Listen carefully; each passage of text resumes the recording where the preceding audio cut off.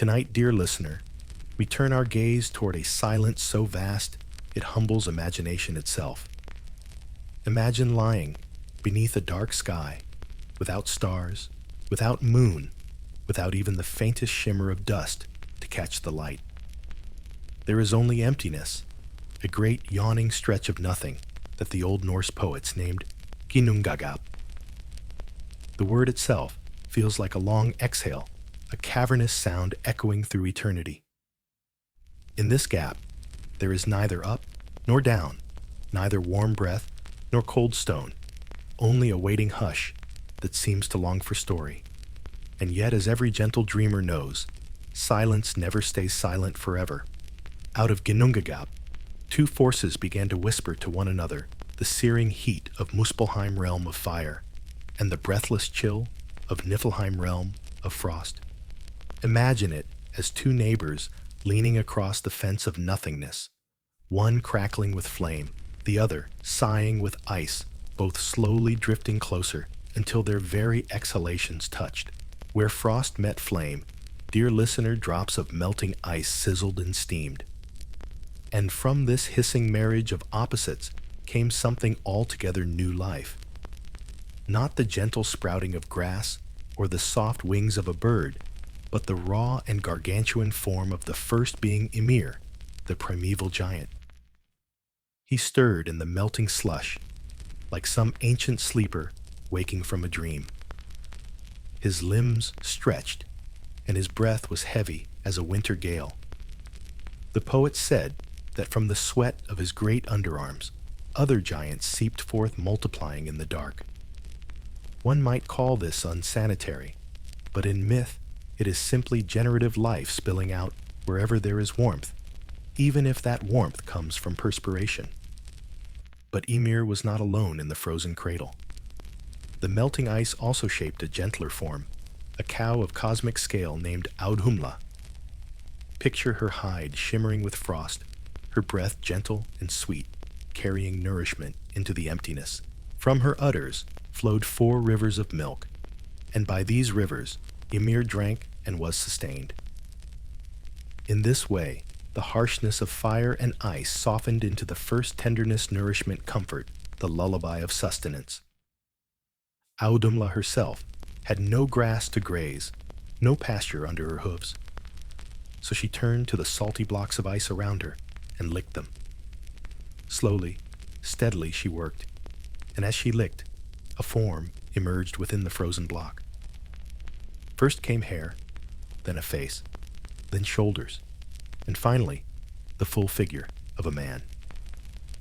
This was Buri, the first of the gods, ancestor of all that would come. From cow's tongue and frozen salt came the father of a divine lineage, a reminder that even gods may owe their beginnings to patient, repetitive work.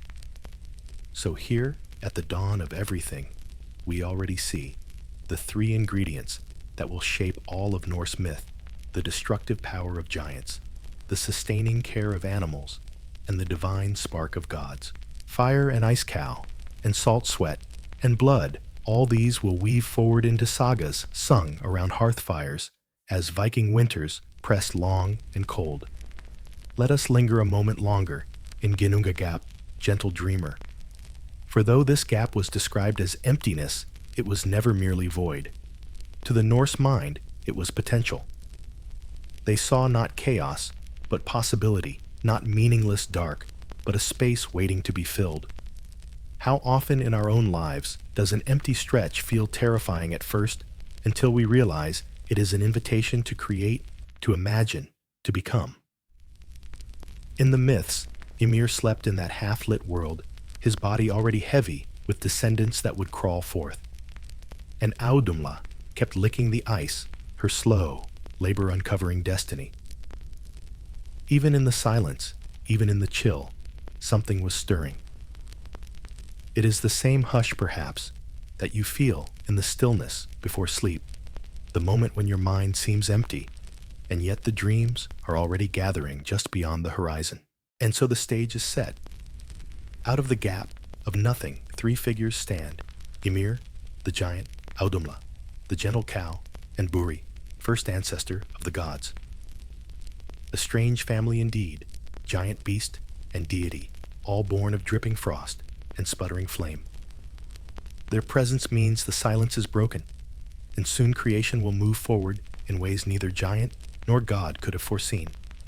But for now, let us close our eyes and rest upon the edges of Ginnungagap. Hear the soft drip of melting ice, the low hum of fire crackling far away, the steady rhythm of a cow's tongue brushing across salt. This is the lullaby of the universe being born simple and strange, primal and profound. So we leave this first scene as the world lingers in anticipation. For soon the children of Ymir will roam, and the sons of Buri will rise, and the great balance of creation will tilt toward conflict. But not yet. Tonight, dear listener, the empty gap is no longer empty. It holds breath warmth and the promise of story. And perhaps that is enough to guide you gently toward dreams. In the hush after beginnings, dear listener, the figures within Ginnungagap began to stir and stretch. We have already met Ymir the giant, whose very sweat sprouted more beings, and Audumla, the cow who offered milk as rivers to sustain him. Their presence fills the silence with sound, the creak of Ymir's limbs as he shifted in the frost, and the soft, repetitive lapping of Audumla's tongue against frozen salt. Ymir, though vast and powerful, was not majestic in the way of later gods. He was raw matter, a being of unshaped potential. The poets tell us that as he slept, he sweated. From beneath one arm came a son and a daughter, and from his legs another being six-headed and strange. A whole race of giants began to spill from him, clumsy, loud, untamed like the echoes of chaos itself. These would become the Jötnar, the frost giants ever opposed to the order the gods would later try to impose. There is something oddly human in this picture, isn't there, Ymir? Dozing uncomfortably, generating noisy offspring without even meaning to. In that image lies a truth the Norse understood well, that existence is messy. Creation is not always orderly and deliberate. Sometimes it is accidental, like sweat on skin, like weeds between stones. Audumla, meanwhile, carried a different kind of generative power. She nourished Ymir with milk rivers of it, flowing endlessly from her udders. The old poems say there were 4 streams enough to feed even a giant of his size. You might imagine the sound of it, milk splashing, streaming into a nothingness that was slowly becoming something. To the Norse, who lived by cattle and sheep, this detail felt both homely and cosmic. What sustained them at their hearths also sustained giants and gods at the dawn of time. But Audumla's true gift was not only in feeding. As she licked the salty rime of the frozen world, her tongue uncovered something buried deep, the figure of a man. Slowly, with patient rhythm, she revealed him. Hair first, then face, shoulders, chest, until finally he stood whole before her. This was Buri, the first of the gods' tall and fair ancestor of the Aesir. Unlike Ymir, who sweated children into being, Buri arrived with dignity, as if sculpted and polished by time itself. From Buri came a son, Bor, and from Bor came 3 sons, Odin, Vili, and Ve. They were different from the giants, sharper of mind, clearer of purpose. Where Ymir's children embodied the raw sprawl of nature, Odin and his brothers embodied intention, a will to shape, and order. In them stirred the first glimmers of craft, law, and imagination. Yet at this early stage, all lived together in the strange twilight of Ginnungagap. Giants multiplied from Ymir's body, gods grew from Buri's line, and Audumla kept licking the ice though her work was done. Imagine it as a gathering storm, 2 tribes of beings so different in spirit that conflict was inevitable. But for now, they were bound together by proximity, feeding and growing in the same primal cradle. The Norse who told these tales around their fires would have recognized themselves in this tension. Their lives were spent on edges between ice and sea hunger, and feast chaos and order. Ymir and Audumla were not just characters. They were symbols of forces the people felt in their bones. Giants were not villains in the simple sense, but embodiments of untamed wilderness, the howling storm, the avalanche roaring down mountainsides. Gods were not flawless heroes, but the hope that human effort, law, kinship, imagination might tame at least a corner of that wilderness. Dear dreamer, as you listen, perhaps you can picture this strange scene. On one side, a giant sprawled across frost, new beings, crawling from his damp skin. On the other, a great cow, calmly licking ice and releasing milk like rivers of white light. Between them stands Buri, silent and watchful, the first god waiting for his children to carry the story forward. It is a tableau, both comic and solemn, absurd and profound. Now, gentle listener, let us pause with Audumla. Consider her patience. She licked and licked, revealing a god one stroke at a time. There is wisdom there. So much in life unfolds not in sudden bursts, but in slow uncovering. Dreams too emerge like this. You do not grasp them all at once, but piece by piece, until the picture stands clear before you. The stage is nearly set for the first great act of Norse myth, the clash between the children of Ymir and the sons of Bor. But we are not there yet. Tonight we still linger at the cradle of creation, where cow giant and god share the silence of Ginnungagap. Listen closely. Can you hear the faint drip of melting frost, the rumble of Ymir's breath as he sleeps, the steady rasp of Audumla's tongue across ice? These sounds are the heartbeat of a universe still young, still waiting. Soon great violence will come, and the body of Ymir will be torn apart to fashion the world. But let us not rush, for in this moment there is a quiet balance, nourishment, and chaos, patience, and sweat, cow and giant. And as you drift deeper into rest, imagine yourself beside them. Feel the cool breath of Niflheim on one cheek, the distant warmth of Muspelheim on the other, the gentle rhythm of a cow's labor keeping time.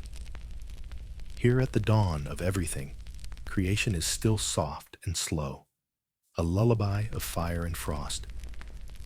In the twilight world of Ginnungagap, gentle dreamer, three figures now stand with purpose, where before there was only chaos.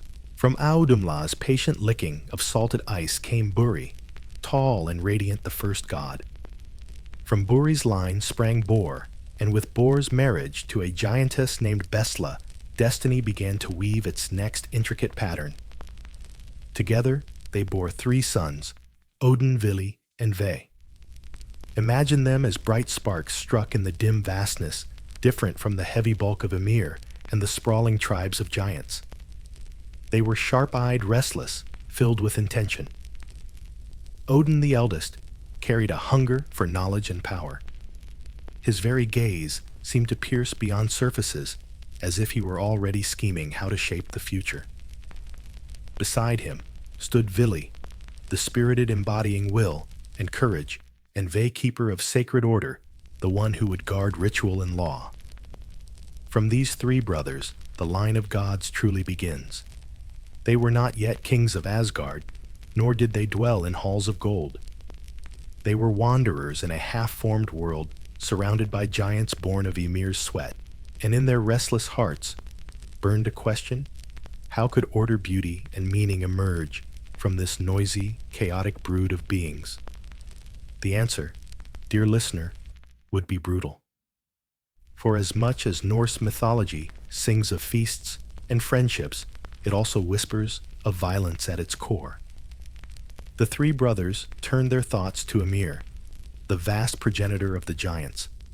He sprawled across the gap, his body the very embodiment of chaos. And so the brothers made a choice to end him. Why such cruelty? Perhaps because in myth, creation often comes at the price of destruction. To the Vikings, who told these tales, Survival demanded sacrifice. Fields cleared of forest animals, slaughtered for winter food. Enemies struck down before they struck you. Out of death came life. So too, here Ymir must fall for a world to rise. And fall he did. The brothers attacked him, with ferocity cutting him down. Imagine the sound, a thunderous collapse, like a mountain cracking. From Ymir's wounds poured rivers of blood so vast they drowned nearly all the giants who had sprung from him. Only a single couple survived, clinging to a plank and drifting into the dark. They would become the ancestors of future giants, ever opposed to the gods. The brothers then set about their work. With the care of master builders, they transformed Ymir's corpse into a cosmos. His flesh became the earth beneath your imagined feet. His blood spread out into seas, lakes, and rivers, washing against the new land. His bones rose as mountains, his teeth and broken fragments of bone scattered into cliffs and crags. His skull was lifted high and stretched wide to form the dome of the sky set upon four dwarves, named Nordri, Sudri Austri, and Vestri, standing at the north, southeast, and west. Within that dome, the brothers tossed sparks taken from Muspelheim, and thus the stars were born glittering like embers flung into darkness, and Ymir's brain. Ah, dear listener, that became the clouds drifting restlessly above ever shapeless and changing. It is a curious choice, brains as clouds, but it carries a certain poetic humor. The Norse perhaps saw in those soft, wandering shapes the restless thoughts of creation, forever shifting, never fixed. The three brothers also created time itself. From the sparks in the sky, they set day and night to turn in rhythm. They captured two beings, a girl named Sul and her brother Mani, and set them in chariots to ride across the heavens, chased eternally by wolves. Thus, the sun and moon moved in endless pursuit, a reminder that even beauty is fragile, always one snap of a wolf's jaw away from ending. So, from Ymir's death came order, pattern, and rhythm. Where there was chaos, there was now ground to walk upon sea, to sail sky, to gaze at stars to count. This was the birth of a world carved from a giant's body by three gods who would not tolerate disorder. But one might pause here, gentle dreamer, and reflect the gods themselves were children of giants, for their mother Bestla was of that race. The line between order and chaos god and giant was never clean. Conflict would always simmer, for blood remembers. And perhaps that is why Norse myth resonates. It acknowledges that order is never absolute. Even the gods carry the chaos of their enemies within themselves. Picture it now, as you drift into a calmer state, a vast skull stretched into the sky, stars flickering like tiny embers, overhead mountains jutting from bone rivers, coursing with the blood of a giant, and clouds drifting as the restless thoughts of a slain being. It is a world made not by gentle shaping, but by decisive violence, both frightening and strangely comforting. For it tells us that out of even the harshest ruin, beauty can be born. The three brothers, Odin, Vili, and Ve, stood upon their new earth and looked around. They had slain a giant-fashioned mountains and seas, lit the stars, set the sun and moon racing. Yet the world was still empty of meaning. It lacked people to wander its shores, to sing its songs, to tell its stories. That, dear listener, would be their next task, to breathe life into something that could look back at the stars and wonder. So let us leave them here, these brothers, gazing over their fresh creation. The air is still heavy with the scent of salt and blood. The new rivers run quick, filling valleys. Sparks twinkle above, and wolves already chase sun and moon across the sky. The world is born, but it is not yet alive. And as you drift into your own quiet dreams, imagine standing there with them on a shore where sea foam laps at your feet, knowing that soon the first humans will rise from driftwood, and the story of gods and mortals will begin to intertwine. Dear listener, let us linger a little longer on that fateful act, the slaying of Ymir.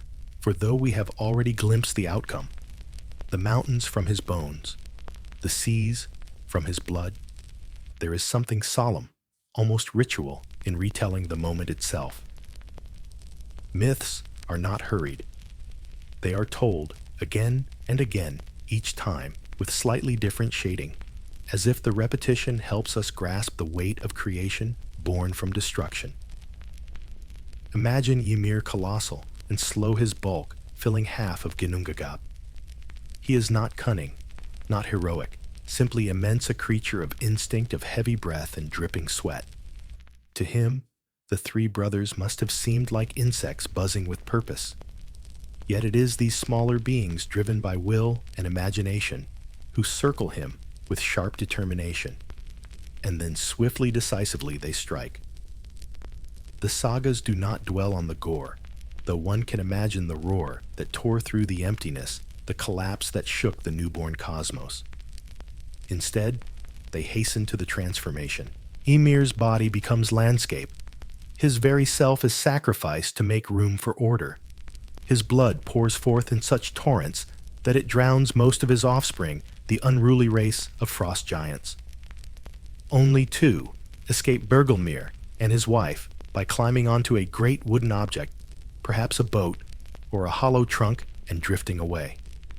They survive to continue the line of Jötnar, ensuring that the god's work will never be free from opposition. And so, the cosmos takes shape. His flesh becomes fertile soil, dark and damp. His bones rise as jagged mountains, shoulders of the earth pushing skyward. From his teeth and shattered fragments of bone come the cliffs and scree-rough places, where even hardy goats might stumble. His blood flows into wide seas, filling every hollow lapping against the edges of the land. The image is as unsettling as it is awe-inspiring. The very ground beneath one's feet is the remains of a slain, being the waters one drinks are his lifeblood. To live is in this myth, to walk upon sacrifice. The brothers lift Ymir's massive skull and stretch it across the heavens, creating the sky. They place 4 dwarves at its corners: Nordri, Sudri, Austri, and Vestri, north, southeast, and west, like cosmic beams holding up the dome. Dwarves in Norse thought were craftsmen and keepers of hidden knowledge, but here they are also literal supports, forever straining to hold the weight of heaven. It is a strangely practical image, the sky not floating by magic alone, but propped up, braced like a hall, built by human hands. And then there are his eyes.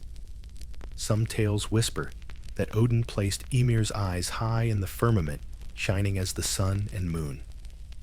Other tellings keep the sun and moon for later, but still, the image lingers, the gaze of a slain giant watching forever, bright and unblinking. What of his brain, dear listener? Scattered into the air, it became the clouds. A touch of dry humor hides here. Perhaps the drifting, ever-changing shapes of clouds are but the thoughts of a dead giant swirling endlessly without rest. Perhaps the old storytellers smiled when they told children to look up at the sky. What shapes do you see in the giant's daydreams today? The transformation of Ymir's body is more than gruesome imagery. It is philosophy carved in myth. It tells us that existence is cyclical. Death feeds life, chaos gives rise to order. To the Vikings who butchered animals to feast in winter, who felled trees to build ships, who saw blood spilled in raids, this was not strange, but familiar. All creation is costly. To gain a world, someone or something must fall. Now picture, gentle dreamer, the 3 brothers standing in their new creation. Around them rise mountains of bone, rivers of blood, clouds of thought, a sky stretched wide above. It is quiet, save for the gurgle of fresh seas and the crackle of stars flung into the night. The chaos of Ymir is gone, transformed into something structured, something livable. And yet, not all is calm. for Bergelmir and his wife still live carrying the seed of vengeance. Their children and their children's children will grow in distant Jotunheim, always resentful of the gods who killed their ancestor. The line of conflict is drawn here in this moment, and it will never fade. Reflect for a moment, dear listener. How often do our own lives mirror this? To build something new, a home, a life, even a self, we must tear down something old. Out of endings come beginnings, though the endings rarely vanish completely. Like the giants' old struggles survive waiting in the shadows, reminding us that creation is never free from its past. The poets called the world thus formed Midgard, the middle realm, encircled by seas and protected by barriers. It was not yet filled with people, but the stage was set. The earth lay firm, the mountains high, the seas, deep the sky bright with stars. It was a world ready for stories, for struggles, for gods to rule, and mortals to dream. So let us rest here, at the end of Ymir's saga. The giant lies quiet, now scattered across the earth and sky. The three brothers, Odin, Vili, and Ve, stand as architects of a world shaped from sacrifice. Above them, clouds drift lazily, thoughts of a giant gone, but not forgotten. Around them, seas lap softly, as if whispering of the blood that made them. Close your eyes for a moment, gentle dreamer, and imagine lying upon this newborn earth. The ground beneath you is warm, flesh turned to soil. The breeze above is soft, brain clouds moving slowly. The stars are embers glowing in a giant's skull. Creation hums around you, strange and solemn, vast and quiet. Soon, the gods will fashion more, a world tree, to bind realms, driftwood shaped into humans, and tales of love, trickery, and doom. But for now, in this chapter, the great task is done. Ymir is slain, the cosmos is built, and the silence of Ginnungagap has become a world alive with potential. So let us drift gently away, cradled by the thought that even endings can be beginnings, and even the fall of a giant can give birth to stars. The blood of Ymir has settled, dear listener, the seas flowing into their basins, the bones hardening into mountains, and the skull stretched wide as the heavens. But a world of soil, sea, and sky is still bare, still hungry for meaning. Creation in the Norse mind was not a single act, but a layering, a weaving of realms that together made the fabric of existence. And at the very heart of this fabric rose a tree so vast, so sacred, that it reached across the whole of reality. This was Yggdrasil, the world tree. Its trunk stood at the center of everything, its branches arching high into the heavens, its roots burrowing deep into hidden lands. It was ash or oak, depending on the telling, but always a tree of endurance, timeless and immense. Imagine its bark, rough beneath your hand, its crown so wide that stars flickered between its leaves, its roots dripping with water and mystery. The old skalds said that all 9 worlds were held within Yggdrasil's embrace. Let us wander gently among those worlds. First, high above in light and splendor lay Asgard, realm of the gods, where Odin and his kin would later build golden halls. Shining bridges connected it, including the rainbow arc of Bifrost, a shimmering span that seemed woven from light itself. Below Asgard was Midgard, the middle realm, formed from Ymir's flesh and bones, the land of men. Encircled by oceans, it was a world both protected and vulnerable, forever watched by gods, and forever threatened by giants. Midgard was where human lives would unfold, brief, fragile, yet capable of bravery that echoed the deeds of immortals. Far to the east stretched Jotunheim, land of the frost giants, Ymir's descendants. Imagine jagged mountains, endless forests and storms rolling across skies. It was a place of danger and awe, home to beings immense and cunning, ever scheming against the gods. Then there was Vanaheim realm, of the Vanir gods, gentler, wiser, in magic and fertility different from the warlike Aesir. Their land was green and rich, and their ways attuned to cycles of growth and peace. Across the light stood Alfheim realm of the light elves, radiant beings, who danced in meadows, bearers of beauty and inspiration. In contrast, deep beneath mountains lay Svartalfheim, or Nidavellir, realm of dwarves, small yet mighty smiths, who shaped treasures beyond compare, forging with sparks from Ymir's skull stars. Low in shadow and mist was Niflheim, the land of cold and fog, older even than Ymir.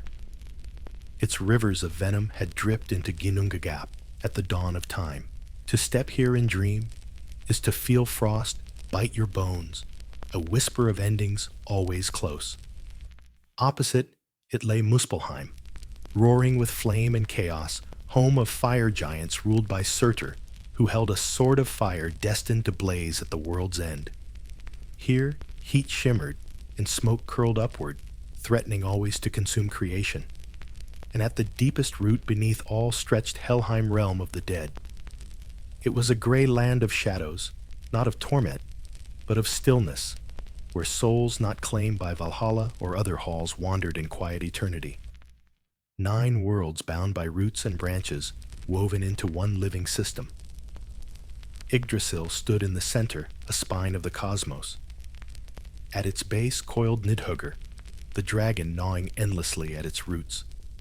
In its high branches perched an eagle sharp-eyed, watching all things.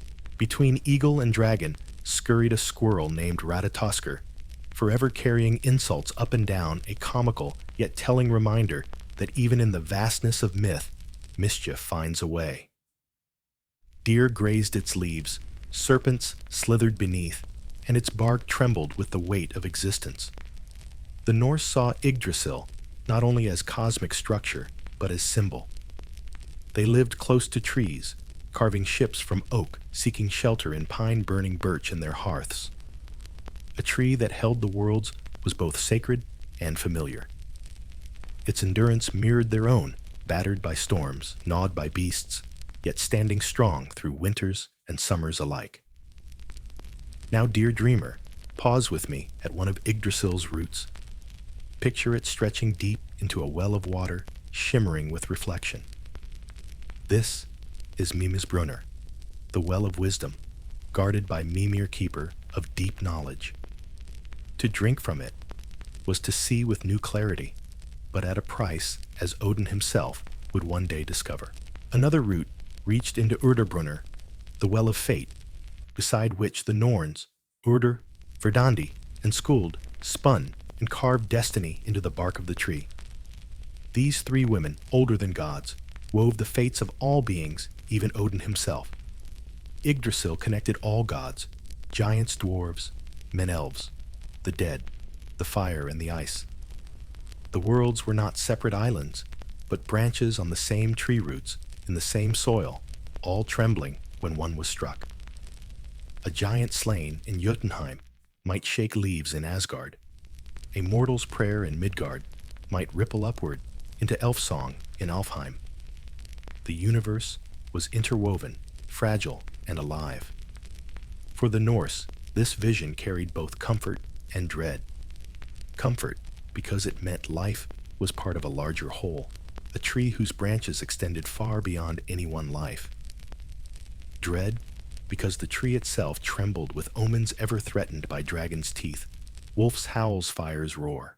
Existence was beautiful, but precarious, like a candle flame flickering in draught. And so, gentle listener, as you drift into deeper calm, imagine lying beneath Yggdrasil's branches. The air is filled with rustle and creak, the smell of sap and soil. Overhead, stars glimmer through leaves, each spark a memory of Muspelheim's fire set carefully in Ymir's skull.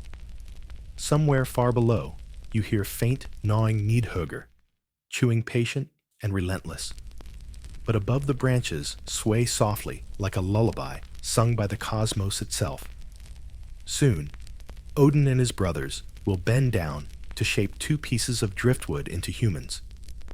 Soon, The gods will populate Asgard with halls of gold, and conflicts will ignite across the 9 worlds. But for tonight, rest here in the heart of Yggdrasil, where all realms touch, where all stories begin. Beneath the wide branches of Yggdrasil, where stars glimmered like embers tucked into the bark of the heavens, the 3 brothers, Odin Vili and Ve, walked along the shore. The seas, born from Ymir's blood, lapped against pebbles smoothed by salt. Driftwood lay scattered on the beach, pale and weathered like bones polished by time. The world was made dear listener, but it was empty. It was stage without actors, a hall without laughter. The brothers knew that to give meaning to their creation, it must be populated with beings who could look up at the sky, wonder at its beauty, and tell stories of it. And so, upon the sand, they found 2 logs of wood. One was ash sturdy and upright. The other was elm, supple and graceful. To you and me, they might have seemed like nothing more than washed-up timber. But to the brothers, they carried the potential of life, waiting to be awakened. Odin bent first. With his breath, he gave to the wooden-shaped spirit the spark of life itself. His exhalation was more than air. It was consciousness, a soul that flickered into being. Then came Vili, who bestowed upon them will and movement, the ability to walk, to grasp, to speak, to choose. And finally, Ve, the keeper of order, gifted them form and senses faces, to smile eyes, to see ears to hear, and voices to sing. The logs shivered, stretched, and stood upright. They were no longer driftwood, but the first humans, Ask and Embla. Ask the ash tree man, strong and enduring. Embla, the elm tree woman, graceful and life-giving. Together, they became the forebears of humankind, dwelling in Midgard, under the watchful gaze of the gods. Think of it, gentle dreamer, humankind, born not from clay, nor from divine lightning, but from trees on a shore. To the Norse, this made perfect sense. Trees were life-bringers. They gave wood for houses, fire for warmth, fruit for food, shelter for birds, and shade for weary travelers.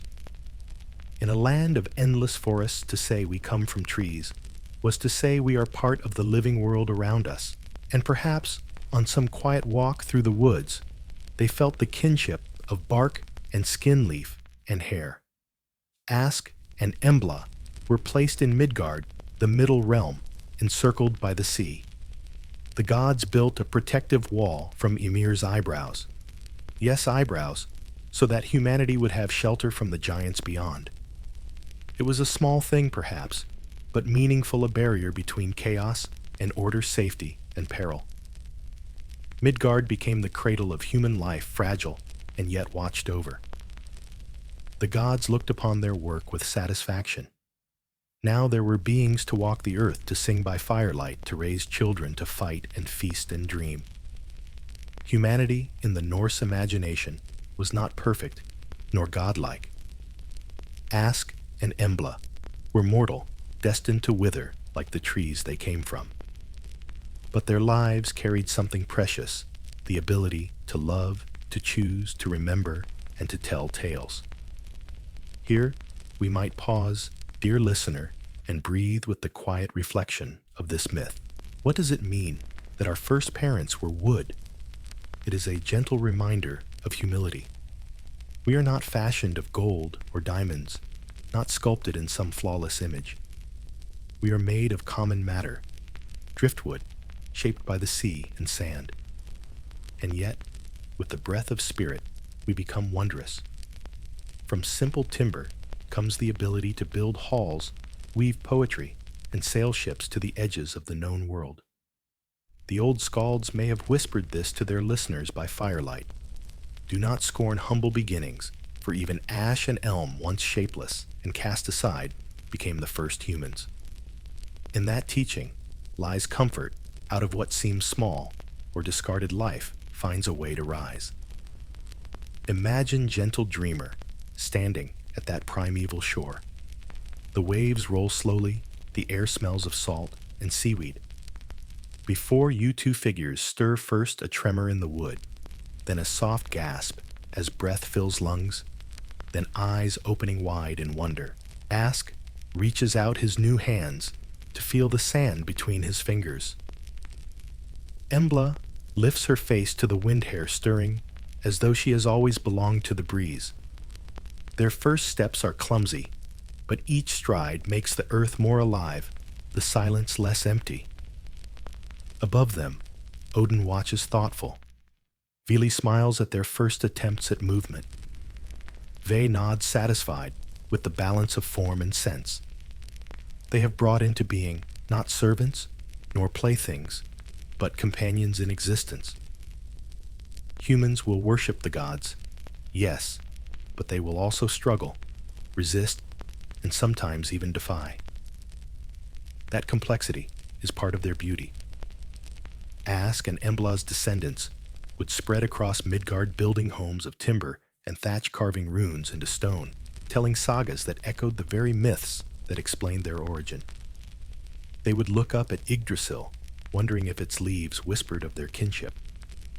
They would sit by fires in longhouses, telling their children, "We are born of trees. We are born of the gifts of the gods." And in the telling, the circle of myth would continue. So let us settle here on the sand, where two logs became man and woman.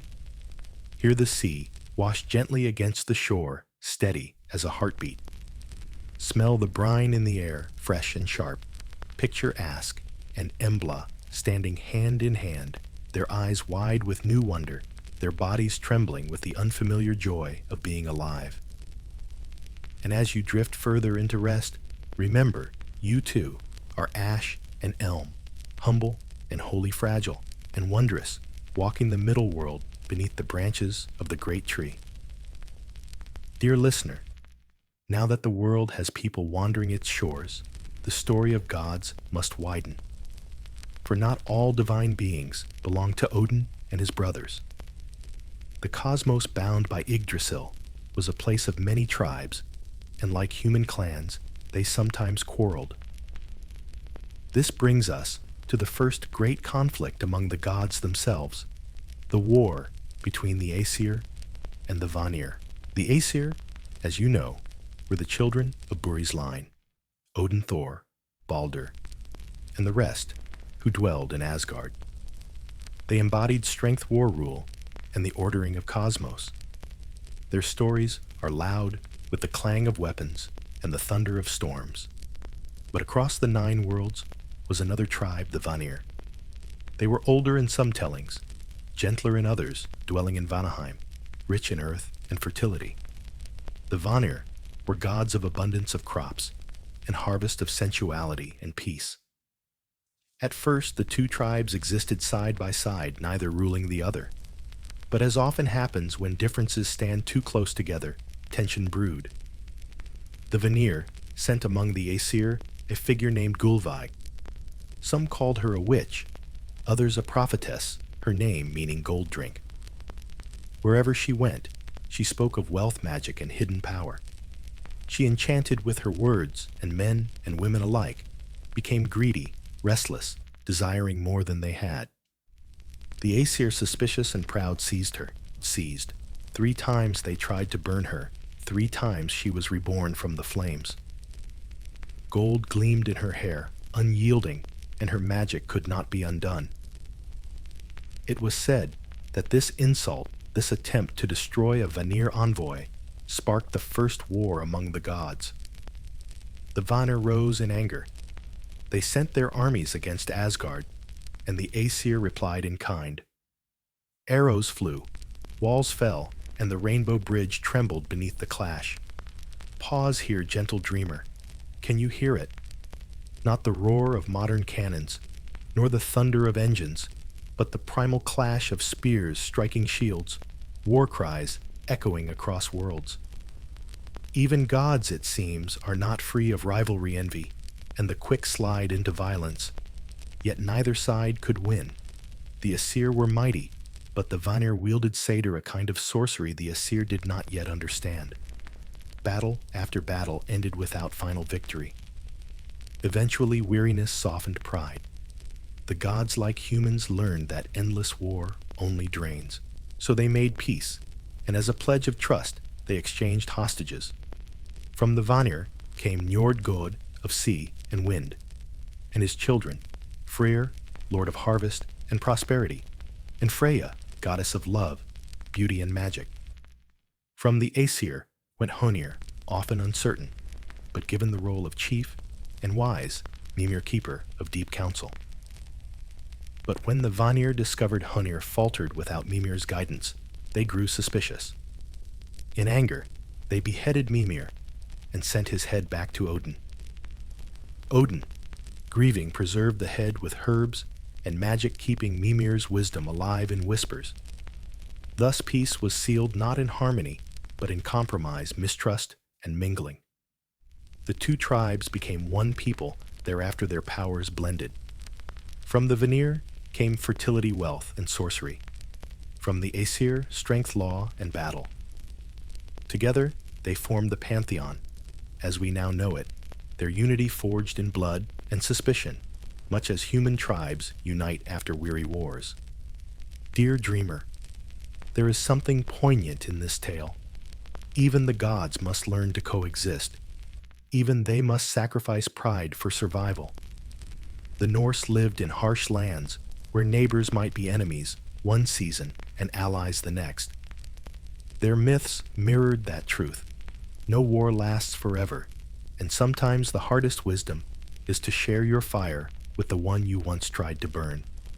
And what of Gulveig, whose resilience sparked it all? In some sagas, she is none other than Freya herself, wandering in disguise, spreading her knowledge of Satyr. If so, then the war began. With a test, would the Aesir accept magic and fertility as equal to strength and steel? They resisted, but in the end, they could not do without her. Now let us pause and picture Freya. She rides a chariot drawn by cats, her cloak woven of falcon feathers. Gold glimmers at her throat, for she weeps tears of amber when sorrow strikes her. She is radiant, but not fragile. Her magic is strong, her will unyielding. She will teach Odin himself the mysteries of Satyr, though the practice was thought unmanly. Yet Odin, hungry for knowledge, would not let pride stop him. With peace, made the halls of Asgard grew busier. Njord calmed seas, ensuring ships found harbor. Freyr brought fertile fields and golden harvests. Freya stirred hearts with longing and led the Valkyries who chose the slain. Their arrival made Asgard richer, more complex, blending the thunder of Thor with the tenderness of the Vanir's gifts. And so, dear listener, the first divine war ended, not with triumph, but with mingling. The Aesir and Vanir became one family, sometimes uneasy, sometimes warm, like branches grafted to a single tree. Yggdrasil itself trembled with relief, for even a cosmic tree prefers peace to endless axe blows. As you close your eyes, now imagine the halls of Asgard shining in the dawn. Gods of storm and sun harvest and sea walking together, feasting together, still wary, but bound by necessity. Outside their walls, frost giants still brood, and fate itself still whispers of doom. But inside, for now, the gods are united. And perhaps, gentle dreamer, that is enough for this chapter. For even in myth, peace, even uneasy peace, is a kind of lullaby softening the edges of strife. Dear listener, now that peace has been hammered out between the Aesir and the Vanir, the pantheon of gods stands complete. Asgard hums with life. Golden halls, gleam feasts, echo with laughter, and the rainbow bridge Bifrost shimmers like a river of jewels in the sky. Yet within these halls are not faceless figures, but distinct beings, each with their own character, gift, and flaw. Let us in this quiet hour walk slowly among them. First we come to Odin Allfather, ruler of the gods. He is not a simple king, nor is he gentle. He is cunning, hungry for wisdom, restless to grasp what lies beyond the veil. He wears a broad hat and a cloak that flutters like shadow. One eye gleams sharply for the other. He sacrificed at Mimir's well-trading site for wisdom. He rides the eight-legged horse Sleipnir, whose hooves strike sparks across sky and sea. Two ravens, Hugin Thought and Munin Memory, fly from him each dawn to gather news from the worlds, returning at dusk to whisper secrets into his ear. He is a god of war and poetry, of sorcery and sacrifice. But beware, his devotion to wisdom is ruthless, and his bargains often cost dearly. Beside him walks Frigg, his queen goddess of foresight and of hearth. She sees more than she says, her gaze steady her hands, weaving the fates of families as if they were threads. Her halls, Fensalir, are peaceful, filled with the sound of spinning wheels and gentle counsel. Yet even Frigg, with all her wisdom, cannot stop sorrow, as you will hear when Baldur's fate is told. And then there is Thor Stormbringer, son of Odin, protector of humankind. Picture him, broad-shouldered, red-bearded, his laughter booming like thunder. He carries the hammer Mjolnir forged by dwarves, short-handled, but mighty, crackling with lightning. With it, he smashes giants, trolls, and monsters that threaten Midgard. He rides a chariot pulled by goats, Tangrisnir and Tangjoster, whose hooves spark fire as they gallop across the sky. Yet Thor is not subtle. He is strength without guile, courage without calculation. He is quick to anger, quick to feast, loyal to his people.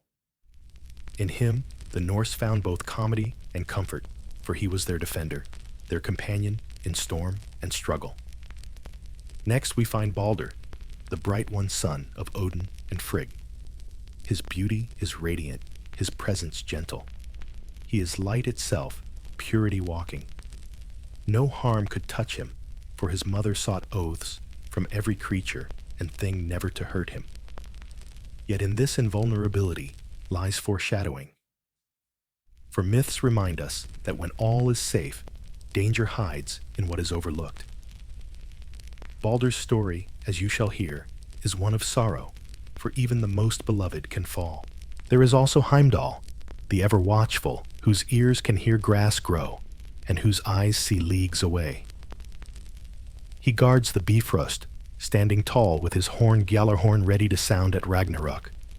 He is patient, solitary, a sentinel against the chaos pressing at the borders of Asgard.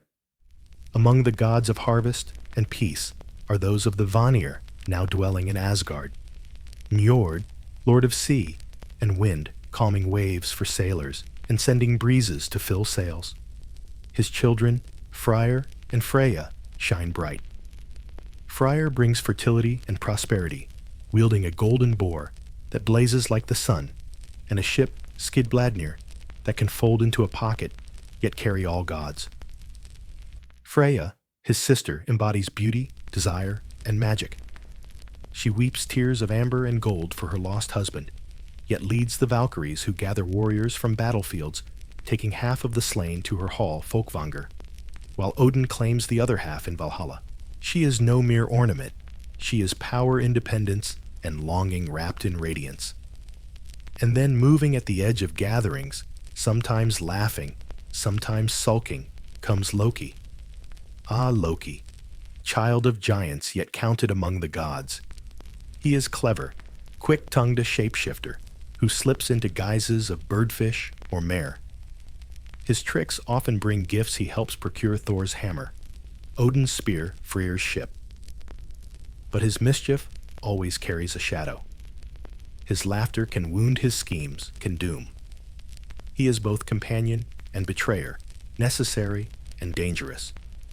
To speak of Norse mythology without Loki would be to miss the pulse of chaos that runs through it. Dear dreamer, the Norse did not worship perfection. Their gods were not flawless ideals, but vivid personalities full of contradictions. Odin is wise, yet manipulative. Thor, brave, yet blunt. Loki, brilliant, yet treacherous. Even Baldur, pure as sunlight, cannot escape death. These gods mirrored humanity not as saints, but as magnified reflections of its virtues and flaws. Picture, if you will, the halls of Asgard at night.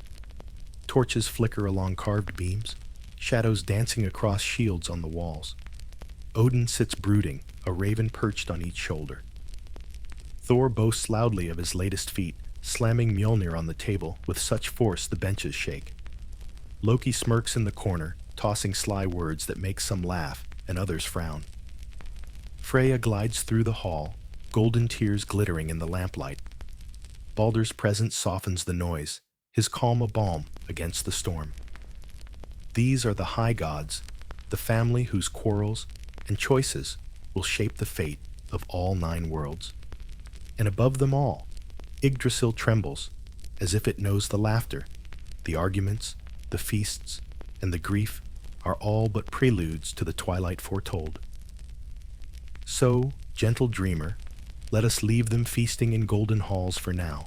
The gods are gathered, their powers mingled, their characters vivid. The stage is full. Soon, Loki's mischief will sharpen. Dwarves will forge treasures beyond imagining, and Thor's hammer will strike down giants in tales both fearsome and comical. But for tonight, rest in the glow of Asgard's torches, where gods dine and stories begin. Now, gentle dreamer, let us turn our gaze to the slyest figure among the gods, Loki the trickster. If Odin is wisdom and Thor is thunder, then Loki is smoke impossible to grasp, shifting shape drifting where he pleases. He is the laughter in the hall that cuts too sharp, the whisper that turns feast to quarrel, the quicksilver tongue that can flatter one moment and mock the next. Loki's blood is not purely divine. His father was a giant, his mother perhaps of shadowed lineage, and so from the very beginning he straddled 2 worlds. Yet Odin, for reasons perhaps known only to him, brought Loki into Asgard as a blood brother. This bond gave Loki a seat at the feasting tables of the Aesir, though he never truly belonged. He was a guest who stayed too long, a companion you cannot live with, yet dare not cast away. What made Loki so captivating was not merely mischief, but brilliance. He was clever, where Thor was blunt, quick, where Odin was patient. If a hall was robbed of its treasures, it was often Loki who devised the plan to win them back. If the gods faced a giant's riddle, it was Loki's wit that unraveled it. Yet for every problem he solved, he caused another, as though he could not help but sow disorder, even while mending it. Take, for example, the building of Asgard's walls. After the war with the Vanir, the gods wanted strong fortifications to protect against giants. A builder appeared, offering to raise mighty walls in a single season if he could claim the sun, the moon, and Freya as payment. The gods, shocked, were ready to refuse, but Loki persuaded them to agree with one sly condition: the builder must complete the work without help from any man. They thought it impossible. But the builder's horse, Svadilfari, was no ordinary steed. It hauled stones with tireless strength, and soon the walls rose higher than anyone dreamed. The gods panicked. Their treasures and Freya herself were at risk. Who had put them in this peril? Loki. And who must get them out? Loki again. So Loki transformed into a mare and lured Svadilfari away with neighs and flicking tail. The horse chased, distracted, and the builder failed to finish his task. In rage, he revealed himself as a giant and was struck down by Thor's hammer.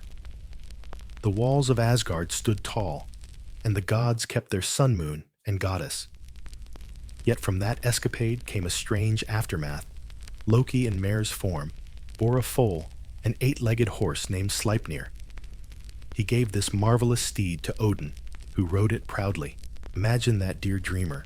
The trickster not only rescued Asgard, but also mothered the finest horse in the cosmos. A scandal, a jest, and a gift all at once. Such was Loki's way. He brought the gods their greatest treasures by equally dangerous means.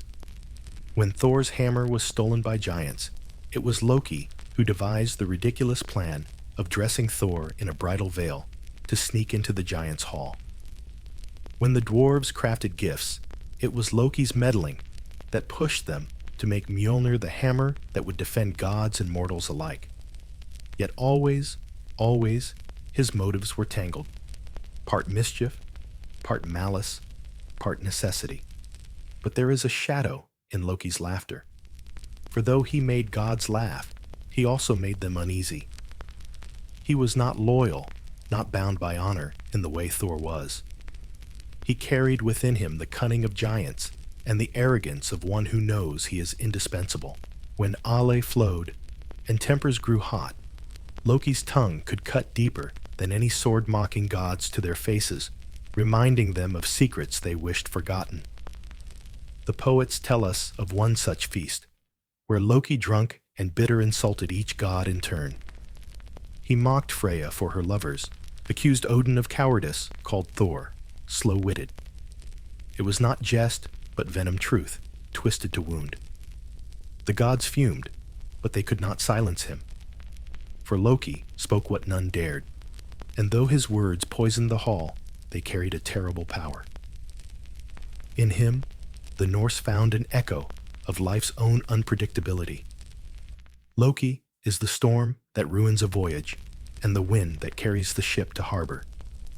He is the fire that warms the hearth and burns the hall to ash. To love him is to court disaster.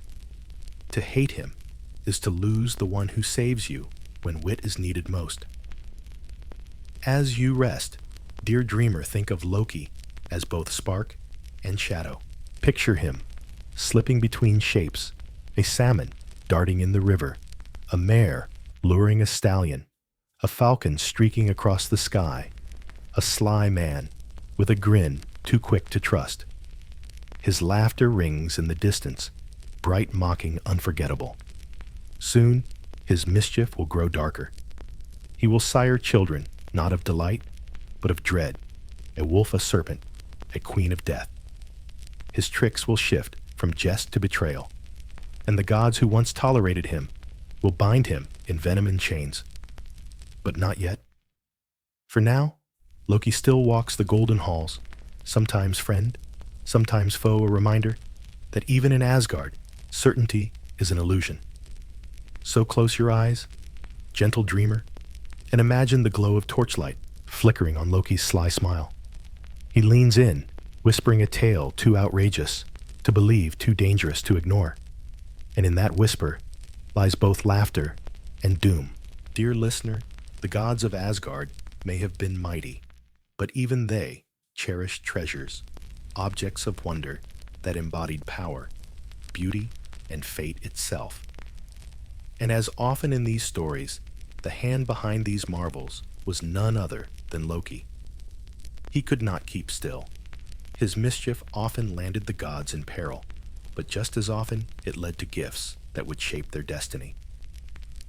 One tale begins with Loki's misdeed. He cut off the hair of Sif Thor's golden-haired wife. Picture her locks long and radiant, flowing like fields of ripe barley. To the Norse, hair was not mere adornment. It symbolized fertility, strength, and honor. When Thor discovered the trick, his rage was like storm clouds gathering.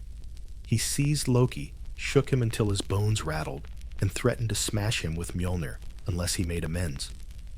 Loki, trembling but sly, swore to replace the hair with something even finer.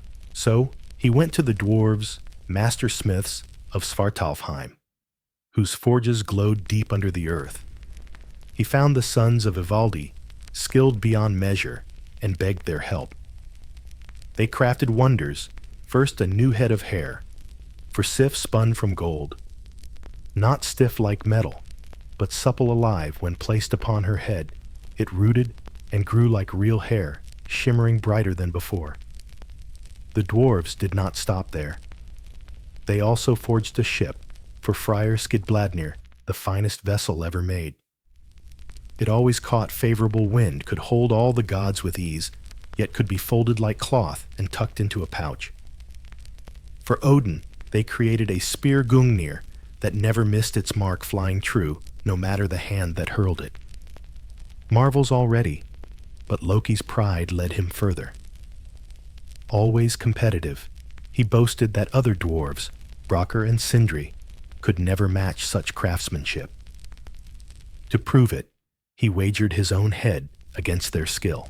The brothers accepted stoking their forge with determination. Sindri placed a pigskin in the fire, and Brokkr worked the bellows. Despite Loki's attempts to sabotage them, biting at Brokkr as a fly stinging his eyelids, the smiths persisted. From the fire emerged Gullinbursti, a golden boar, whose bristles shone in the dark swift as the wind. Next, Sindri placed gold in the flames. Again, Loki distracted, but Brokkr endured.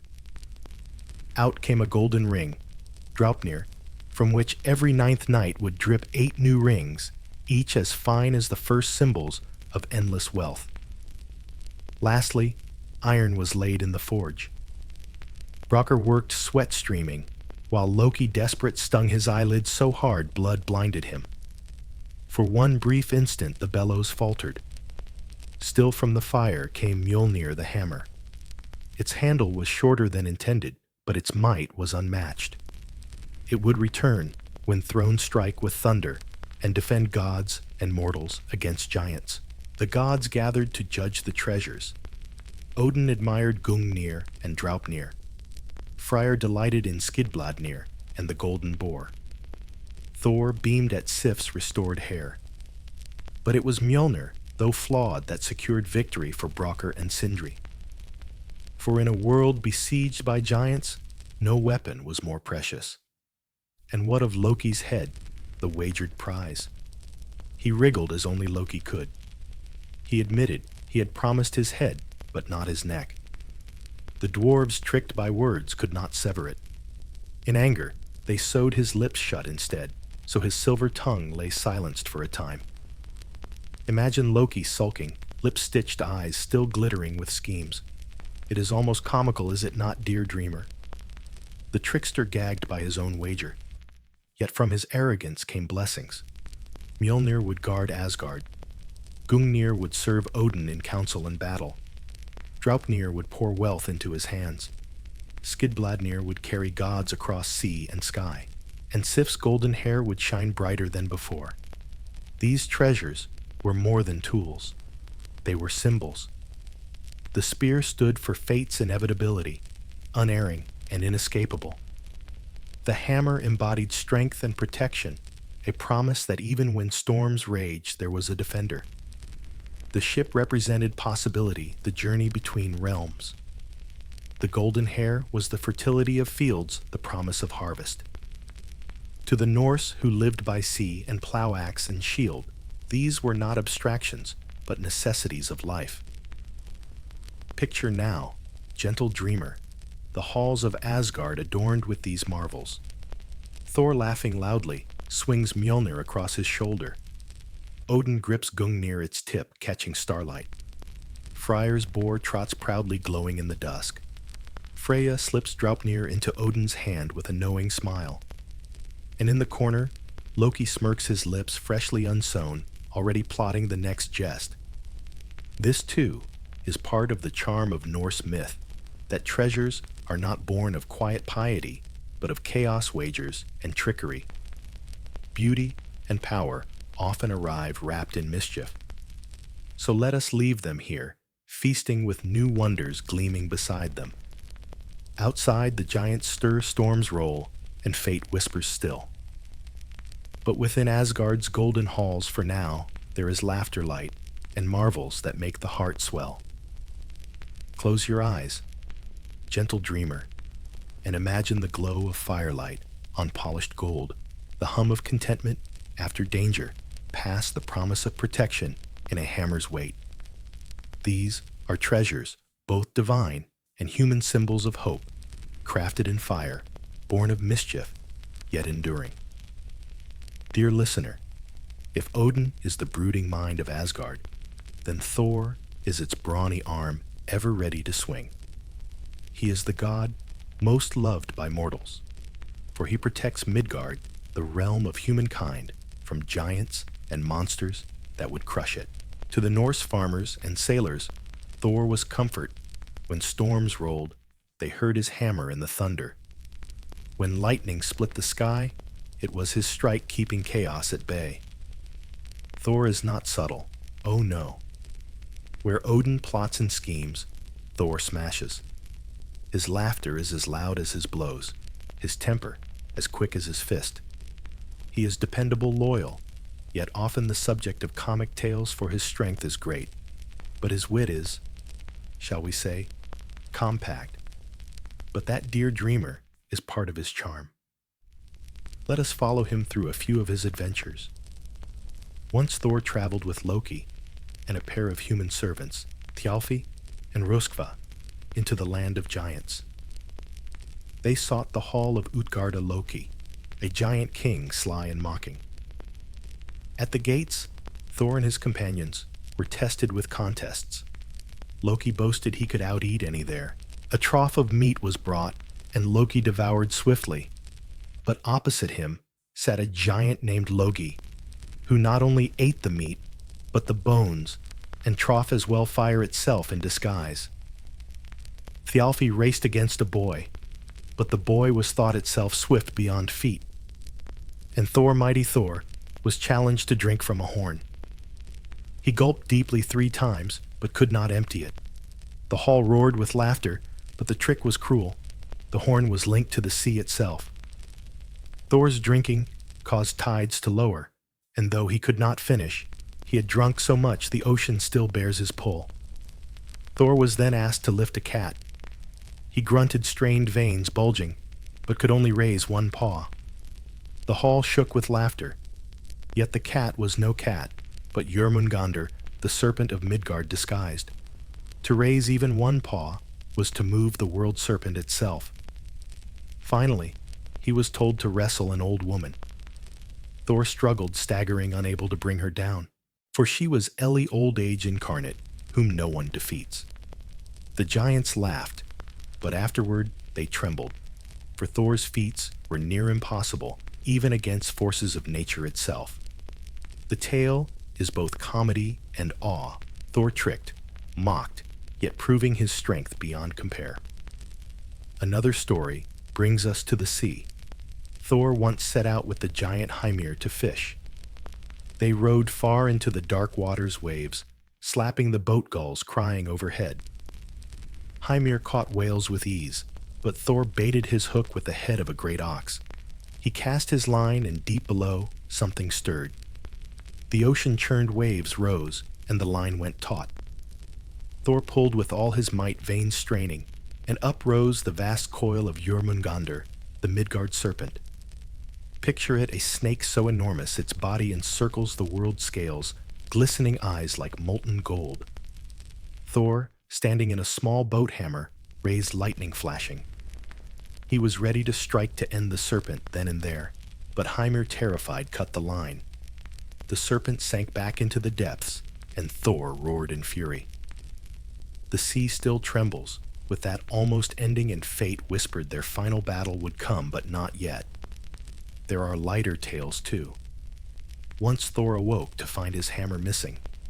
Without Mjolnir, Asgard was defenseless.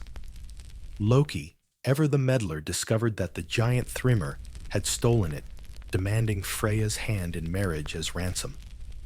The gods balked. Freya stamped her foot so hard her necklace shook, the hall refusing. Then Loki proposed the unthinkable. Thor must dress as Freya, veil and all, and go to the giant's hall as bride. Imagine Thor, broad and bearded, stuffed into a bridal gown veil, tugged low hands clutching nervously. Loki, disguised as maidservant, whispered reminders. At the feast, Thrymr marveled at Freya's appetite when Thor devoured an ox, 8 salmon, and 3 barrels of mead. Loki quipped it was from lovesickness. When Thrymr lifted the veil to kiss, he recoiled at the fierce eyes blazing like storm clouds.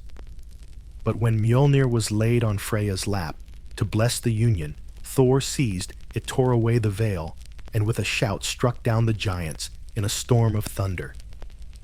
These stories show Thor's dual nature, fierce protector, comic hero.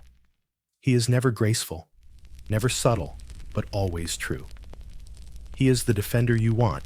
When wolves howl at the gate, even if his methods leave broken tables behind. For the Norse people, Thor was closer than Odin. Odin was remote scheming, bound to fate. Thor was near his hammer, ringing in the sky above fields and villages. Farmers prayed to him for rain sailors, for safe passage warriors, for strength in battle.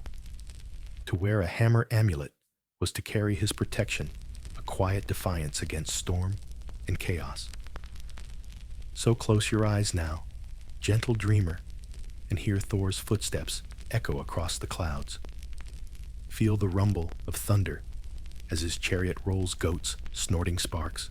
Imagine the flash of Mjolnir striking a light in the dark, and smile perhaps at the thought of the mighty thunderer stuffed into a wedding dress, red beard bristling under a bridal veil.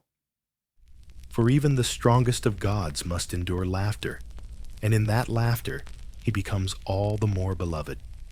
Soon the laughter will fade, for Loki's children will be born, and darker tales will slither into Asgard.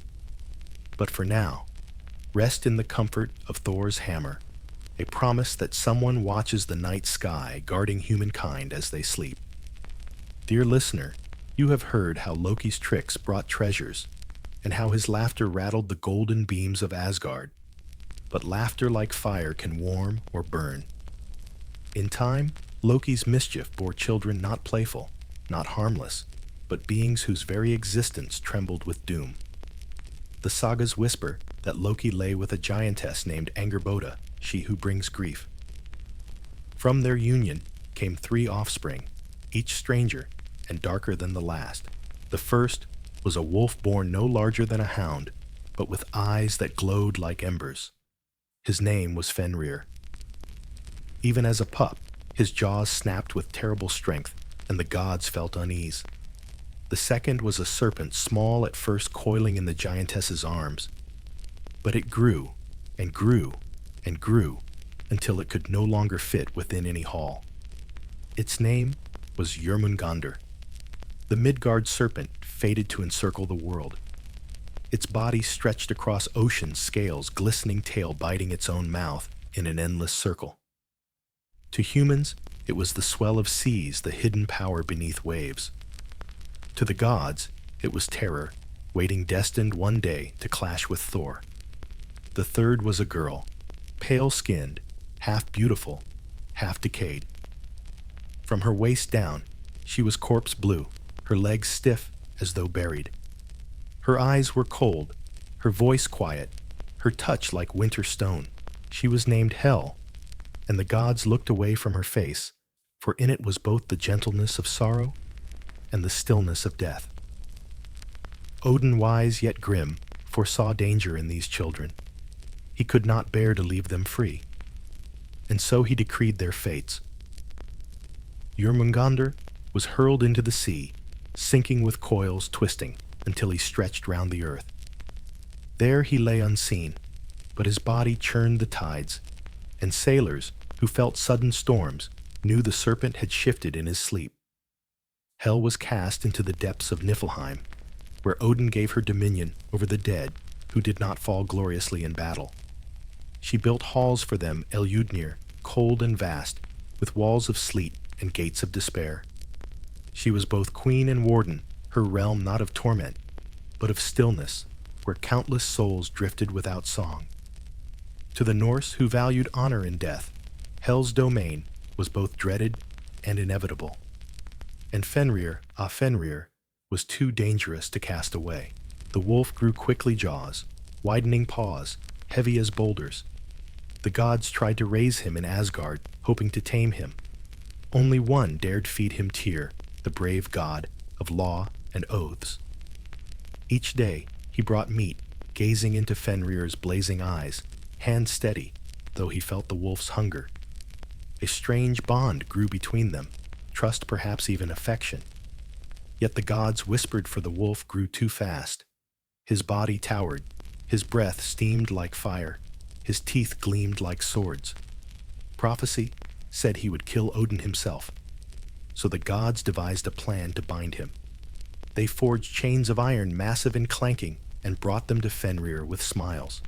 A game, they said, show us your strength. Break these chains, prove your might. The wolf, suspicious, yet proud, agreed. The chains snapped like twigs. Again, they forged thicker, stronger. Again, they coaxed him. Again, he broke free, shaking them like cobwebs. The gods grew uneasy, so they turned to the dwarves, the master smiths, beneath the earth, and begged them to craft something unbreakable. The dwarves, clever and uncanny, forged a ribbon called Gleipnir. It looked soft as silk, smooth and light, but it was made from impossibilities: the sound of a cat's footfall, the beard of a woman, the roots of a mountain, the breath of a fish, the sinews of a bear, and the spittle of a bird. Things that cannot exist yet, in their absence, the dwarves wove strength. When the gods brought Gleipnir to Fenrir, he narrowed his eyes. "This is no chain," he growled, "but trickery. You would bind me forever." The gods laughed nervously, swearing it was only sport. Fenrir, cunning too, said, "If I am to be bound, one of you must place your hand in my mouth as pledge. Should I find myself deceived, I will bite." Silence fell. None moved, save Tyr. Brave, steady Tyr, who stepped forward and laid his hand between the wolf's jaws. They bound Fenrir with Gleipnir. He strained muscles, bulging paws digging into the earth. He roared, shook, twisted, but the ribbon only tightened. The gods exhaled in relief, but Fenrir snapped his jaws, severing Tyr's hand at the wrist.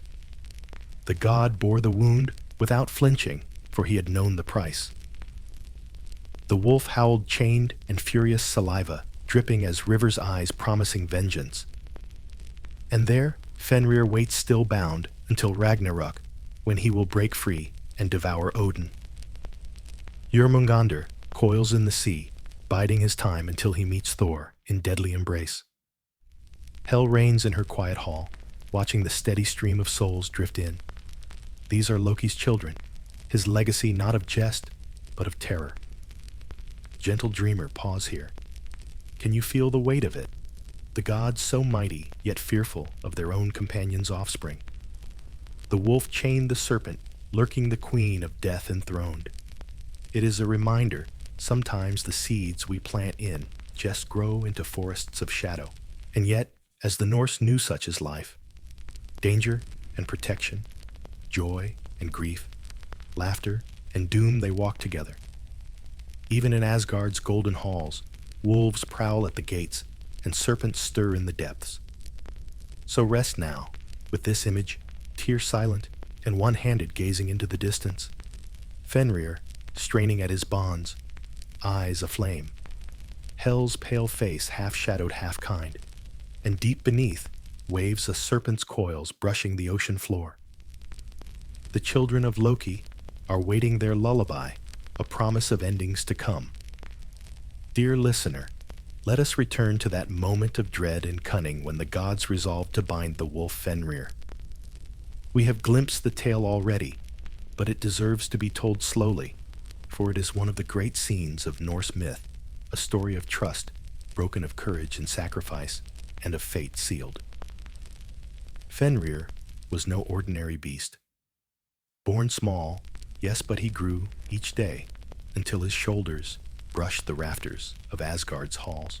His paws struck the earth like thunder, and his breath steamed with fire. When he opened his jaws, they gaped so wide that poets said they could swallow the sky itself.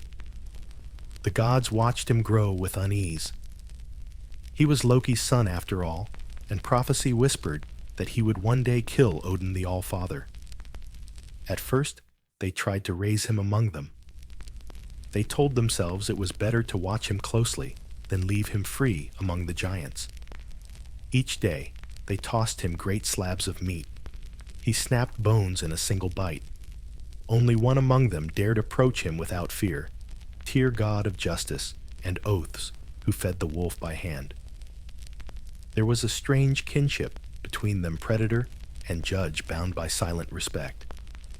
But as Fenrir grew, The gods whispered together. His strength was too great, his hunger too vast. If left unbound, he would destroy them all. Yet they could not simply attack him, for who among them could match his might? No, they would need trickery, and so they devised a plan to challenge him, with chains cloaking it as a game of strength.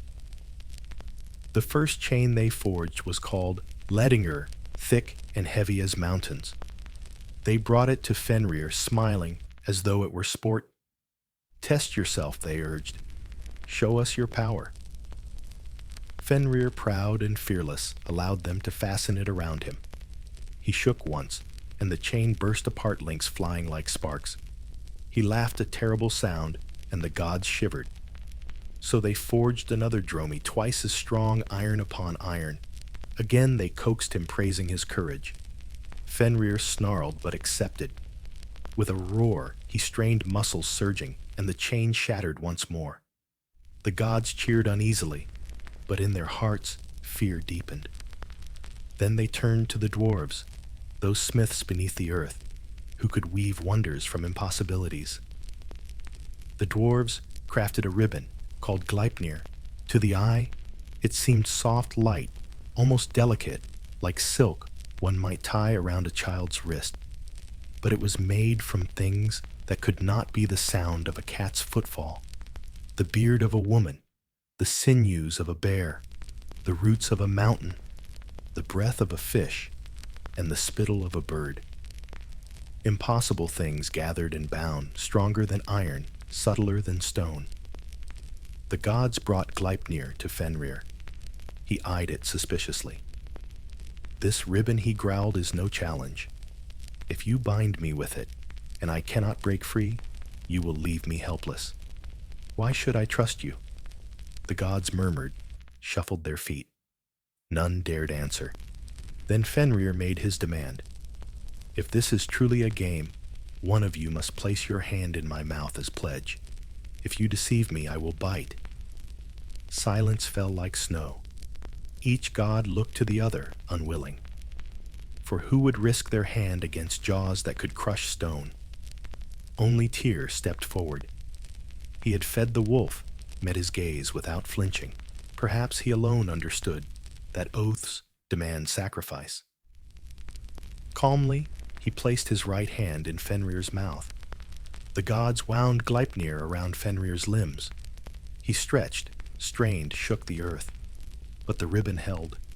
He twisted, writhed, roared so loudly that mountains trembled and Yggdrasil's leaves quivered. Still, it held, tightening with every struggle. In fury, he snapped his jaws, biting through Tyr's hand at the wrist. The god stood silent, face grim, blood dripping, but he did not cry out. Trust had been broken, and he bore the price. The wolf howled, bound and betrayed. Saliva streamed from his jaws, pooling into rivers. The gods took a sword and wedged it between his teeth, forcing his mouth open. Foam poured from him, filling a lake they named Van, the lake of expectation. Bound, gagged, furious, Fenrir lay upon the ground, glaring at the gods with eyes that burned like coals. There he remains, waiting. The gods know the binding will not last forever. When Ragnarök comes, he will break free jaws, gaping so wide they scrape the sky, swallowing Sun Moon and Odin himself. But until then, he lies chained, a living prophecy, gnawing at Asgard's peace. Gentle dreamer, pause with me. Consider the weight of this tale, the gods mighty and proud, yet fearful, resorting to trickery. A wolf who trusted enough to ask for a pledge, betrayed and bound. A god who gave his hand to uphold an oath. It is a story of power, yes, but also of honor, deceit, and the price of survival. The Norse who told this tale knew such choices well. To live in harsh lands meant compromise, meant sacrifice, meant sometimes breaking trust to endure. They honored Tyr for his courage, mourned Fenrir's fate, and remembered that even gods must pay for safety. So, as you drift into rest, imagine the wolf lying bound upon the earth. Gleipnir, shining faintly around his limbs. His eyes, watching, always watching. Hear the low growl rumbling from his chest, the slow drip of foam into the lake. And picture Tyr, one-handed but unbowed, walking away with quiet dignity. The scene is grim, but it hums with solemn beauty, a balance struck fragile fated. For one day, the ribbon will snap, but not tonight. Tonight, the wolf is bound. The gods breathe easier, and you, gentle listener, may close your eyes, knowing the hammer still guards the skies. Dear listener, after the grim binding of the wolf, the halls of Asgard longed for light. And so it was that the gods turned their gaze to Balder, son of Odin, and Frigg, the bright one, the beautiful, the gentle. His presence was like the first warmth of spring after a long winter, like sunlight spilling across snowfields. Wherever he walked, laughter softened quarrels, eased, and even harsh words lost their sting. Balder was beloved by all, by the gods in their golden halls, by mortals who saw him as hope itself, by poets who wove his name into verse. His face shone with purity, his spirit seemed untouched by malice. To imagine him is to picture a figure of serenity, calm eyes, soft, smile aglow, that was less about flesh than about something that radiated within. And yet, dear dreamer, even in beauty lies the shadow of doom. For Balder began to dream. His nights were filled with visions of his death, shadows creeping, his light extinguished, silence falling upon Asgard. He woke in terror, and the gods grew restless, for dreams were omens, not trifles.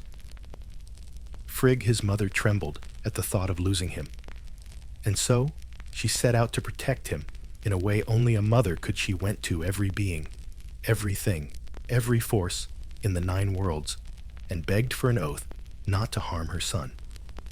Fire and water stone and metal beasts and plants, even diseases themselves swore to spare him. Every creature, every element, every weapon said, "We will not harm Balder." And so it was that Balder seemed invulnerable. To test it, the gods began a strange sport. They gathered in the meadow and hurled stones at him, swung axes, flung spears. Each weapon turned aside, each stone bounced harmlessly. Balder stood among them, smiling gently, unharmed. What was meant as reassurance became a game laughter, ringing through Asgard as they marveled at his untouchable grace. But there was one thing Frigg had overlooked. A small, slender plant, too young and harmless seeming for her to trouble with oaths, the mistletoe. She thought it too weak to matter. But it mattered. For Loki, ever watchful, ever seeking the crack in perfection, learned of this omission. His heart twisted by envy, and malice saw his chance. He fashioned from the mistletoe a dart small but sharp, green and pale in his hand. Then he walked to the meadow, where the gods still played their strange game of striking Balder without harm. Among them stood Hoder, Balder's blind brother, excluded from the sport, sorrowful. Loki with soft words approached him. "Why do you not join the game? Should your brother not feel your love as well?" Hoder sighed that he had no weapon, no sight. Loki pressed the mistletoe dart into his hand, guiding his arm. "I will help you aim." And so, Hoder cast it. The dart flew, struck Balder, and pierced him through. For the mistletoe alone had not sworn. Balder staggered, eyes wide, with shock light fading from his face. He fell, and silence fell with him. The gods froze. Laughter died in their throats. They rushed to him, but it was too late. Balder lay lifeless upon the meadow, the bright one gone. A grief like none before gripped Asgard. Odin bowed his head. Frigg wept until her tears became rivers. Even stone and steel seemed to mourn. They built a great pyre for him upon his ship, Hringhorni, the largest ever made. But the ship was too heavy to move to the sea.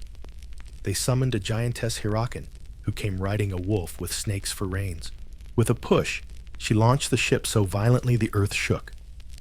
Upon it, they laid Balder, his wife Nanna, who died of grief, beside him and his treasures. Odin bent over his son and whispered something in his ear. No one knows what. Perhaps a secret of fate, perhaps a farewell. The ship was set alight. Flames rose, smoke curling into the sky, carrying Balder away. The gods stood in silence, their tears glowing in firelight. Even the giants wept, for Balder's death was sorrow to all. Yet hope flickered. Frigg pleaded for someone to ride to Hel, to beg the queen of the dead to release Balder. Brave Hermodr, another son of Odin, rode Sleipnir down the dark roads, across rivers past gates to Hel's hall. He begged Hel for mercy. She listened and agreed on one condition. If every creature in the world wept for Balder, he would be released. And so the gods sent word. All things wept, men and women, beasts and stones, trees and metals, even the earth itself shed tears. But one, being refused, a giantess named Falk, sitting cold-eyed in her cave. Some whispered it was Loki in disguise. She said, "Let Hel keep what she has." And so Balder remained in the underworld beyond return. Thus, joy was lost to Asgard. The gods' laughter dimmed, and they felt the chill of doom. For Balder's death was more than grief, it was a sign. Fate was moving. Ragnarök crept closer. Gentle dreamer, picture the meadow where once laughter rang. It lies silent now, the grass still pressed where Balder fell. The gods wander as though in twilight, their hearts heavy. Imagine Frigg, hands trembling, eyes wet. Imagine Odin whispering secrets none will hear. Imagine Loki smirking in shadows, the architect of sorrow. Balder's story is a lullaby of loss. Even light can fall. Even beauty can fade. Even perfection is not safe. The Norse knew this truth well. Winter always follows. Summer storm always breaks the calm. Yet in telling the tale, they gave their grief shape, and in shape comfort. So rest now in that meadow, gentle dreamer. Hear the faint echo of laughter that once was now softened to memory. Balder is gone, but his story lingers, a gentle glow in the dark. Dear listener, the meadow lies silent, and the pyre has burned down to embers. The bright god Balder has fallen, and the halls of Asgard are draped in mourning. It is a grief that echoes through the 9 worlds, for never before had the gods felt such a wound. They who had laughed at danger and mocked death now bowed their heads in sorrow. For if even Balder, pure beloved, untouchable, could die, then what hope remained? Frigg's cries filled the air, soft at first, then keening until they seemed to pierce Yggdrasil itself. A mother's grief knows no measure. Odin, the All-Father, who had sacrificed an eye for wisdom, now sat silent, ravens perched upon his shoulders, their wings drooping. He had foreseen much, but even he could not turn aside fate. Perhaps that is why before the flames took Balder, Odin bent low and whispered something into his son's ear. No one knows what. A secret, a comfort, or perhaps a prophecy only Balder was meant to carry with him into the realm of Hel. The funeral was the grandest the world had seen. Balder's ship, Hringhorni, was launched upon the sea, piled with treasures, weapons, and offerings. But the vessel was too heavy to budge, and so they called upon the giantess Hyrrokin, who arrived riding a wolf, with serpents for reins. With a shove, she sent the ship crashing into the waves so violently the earth quaked. Upon that ship, Balder's body lay, and beside him, his wife Nanna, who died of heartbreak and was placed on the pyre as well. The flames rose high, licking the heavens, sparks like stars scattering into night. Even Thor, the thunderer, could not hold back tears as he raised Mjolnir in blessing. Yet grief alone was not enough. Frigg, desperate, sought hope. She begged someone to ride down to Hel to plead for Balder's return. Brave Hermodr, another son of Odin took the task. Mounted upon Sleipnir, Odin's 8-legged steed, he rode for 9 nights through darkness deeper than thought across rivers swift as despair, until he reached Hel's misted halls. Hel, queen of the dead, sat stern upon her throne, half her face fair, half decayed.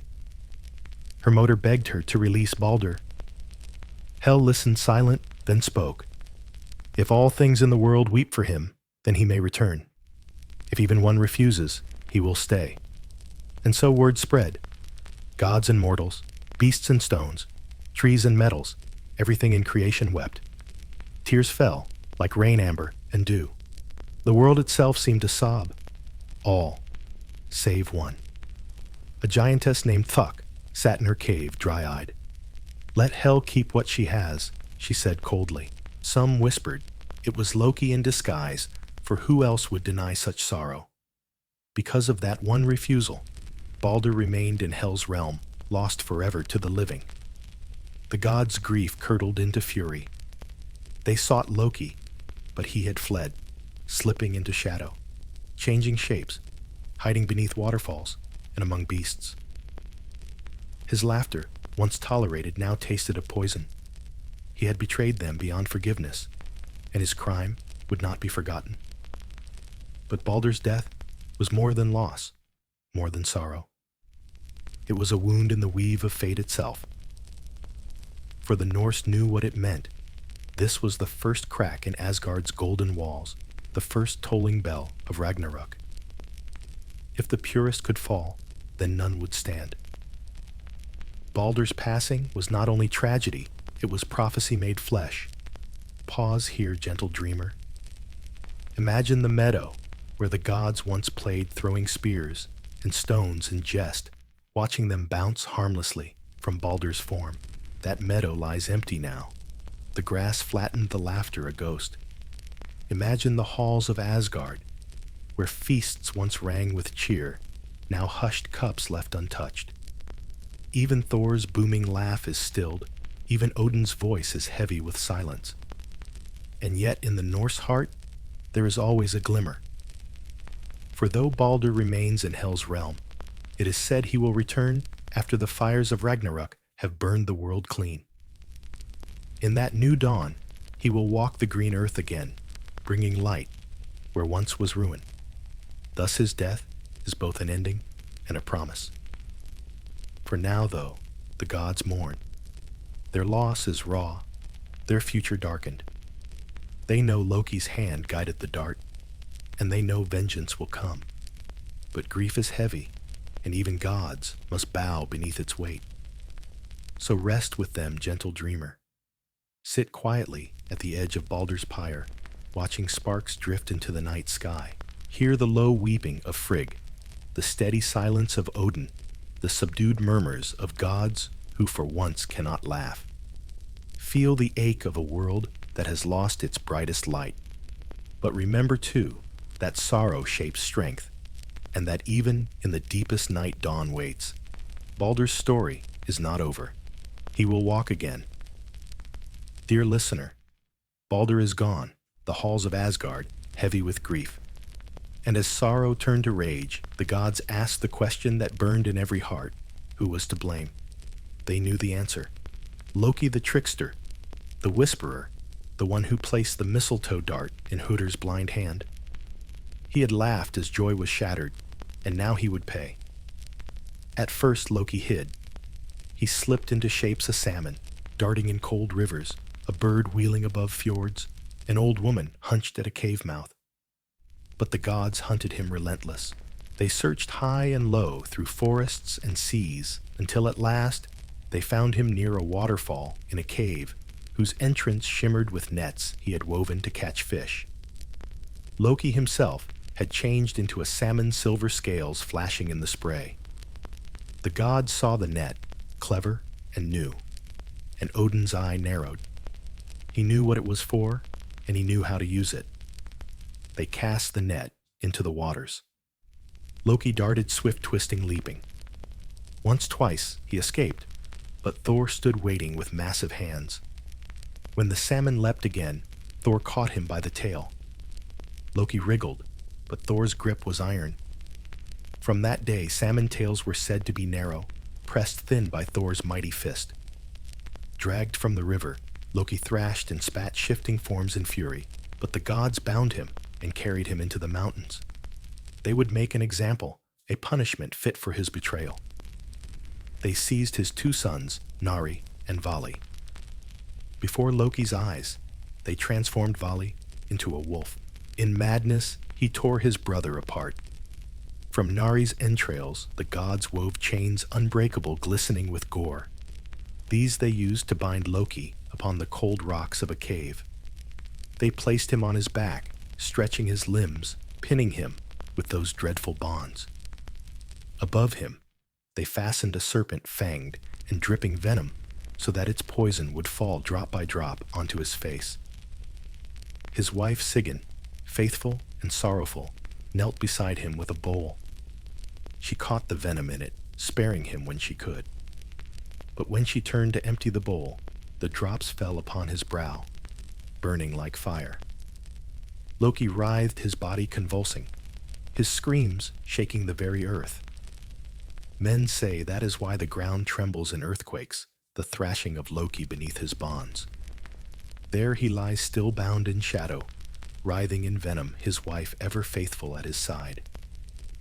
He will not be free until Ragnarök, when the chains will break and his vengeance will blaze. Until then, he suffers half-forgotten a warning carved into the bones of the earth. Gentle dreamer, pause with me in that cave. It is cold, damp, the air thick with the hiss of dripping poison.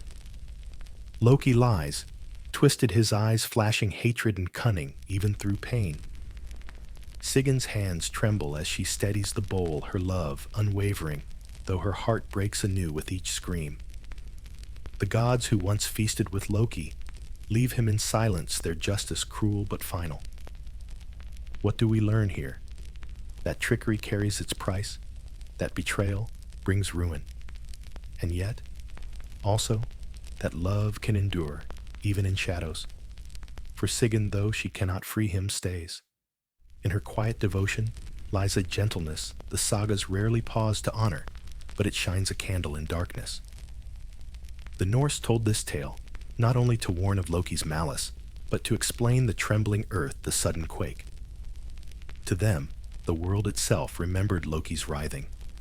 Even bound, he could not be ignored.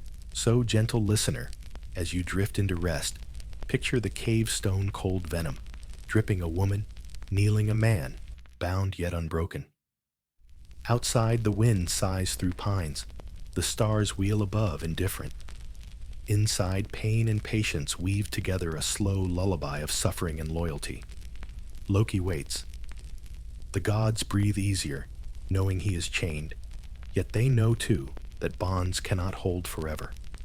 When Ragnarök comes, his screams will turn to laughter, and his vengeance will shake the worlds. But not tonight.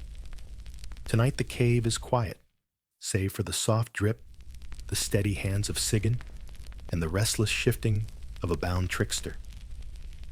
Dear listener, we have wandered long among the halls of Asgard, among gods who laugh and rage, who scheme and mourn. Yet the Norse sagas remind us that the threads of myth were not woven for gods alone. Mortals, too, walked beneath Yggdrasil's branches, their lives brief, yet burning bright, their names sung in smoky halls, where warriors and farmers alike gathered to remember. These human tales were not separate from the gods, but echoed them smaller reflections of divine struggle. Where Odin sacrificed an eye for wisdom, men sacrificed blood for honor. Where Thor battled giants, mortals battled storms, hunger, and hostile clans. And where Baldur's death foretold doom, mortals knew that joy too was fragile. Let us drift, gentle dreamer, into those halls. The fire crackles sparks rising into smoke-dark rafters. Skalds, poets with harp or lyre begin their songs. They tell of Sigurd, the Volsung dragon slayer, who braved fire and venom to claim treasure cursed by greed. They whisper of Brynhildr, a Valkyrie turned mortal, whose love and betrayal set kingdoms aflame. They chant of shield maidens women, who bore sword and shield, standing fierce beside men, in battle their hair flying like banners. Each story, though mortal, carried divine resonance. Sigurd's slaying of the dragon Fafnir mirrored Thor's eternal struggle against Jormungandr.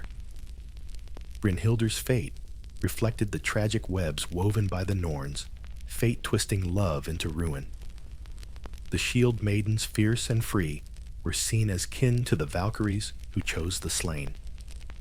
Mortals, too, lived under the same sky of prophecy. Consider gentle dreamer, the Viking warrior setting sail in a longship carved with dragon prow. The sea is black with storm, the wind sharp as knives. He knows he may not return yet. He rows heart-pounding with both fear and joy. He believes that should he fall, the Valkyries may lift him to Valhalla Odin's hall, where he will feast forever with heroes. To die with courage was not loss, but entry to a greater story. And think of the farmer, tending sheep in frostbitten fields. He prays to Thor for rain, to Freyr for fertility, to Frigg for family's safety. His daily toil is myth in miniature sowing seeds, like Odin's sacrifices, reaping harvest, like Freyr's gifts, enduring winter, like the gods awaiting Ragnarök. His life is brief, yet touched by the eternal. The sagas tell, too, of runes carved lines of mystery and power.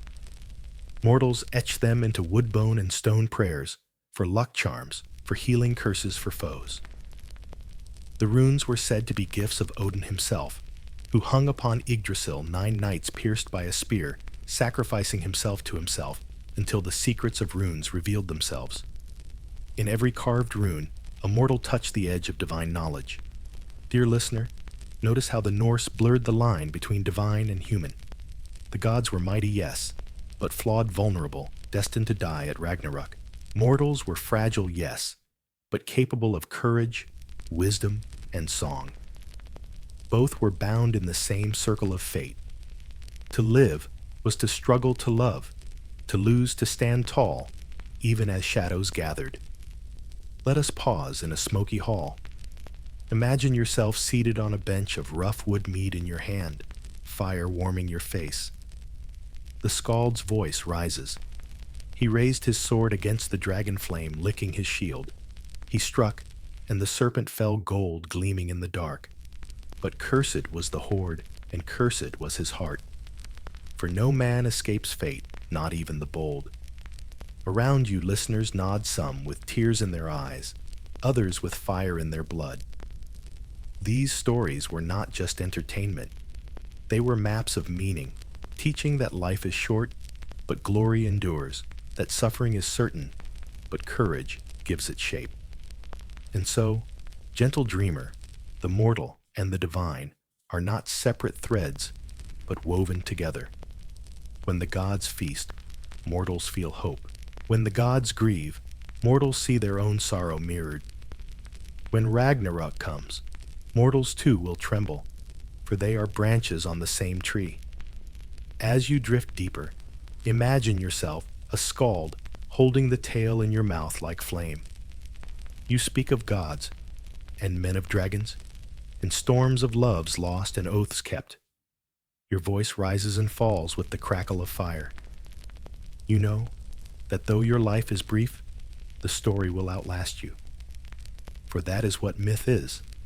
Dear listener, the dream of gods carried into human hearts, retold in smoky halls in the hush before sleep, in the whisper of waves against a ship's prow. So close your eyes, and let the sagas of mortals settle around you like a blanket. Heroes and heroines walk beside gods, shield maidens raise their voices, and even the quiet farmer with his sheep shares in the same great story.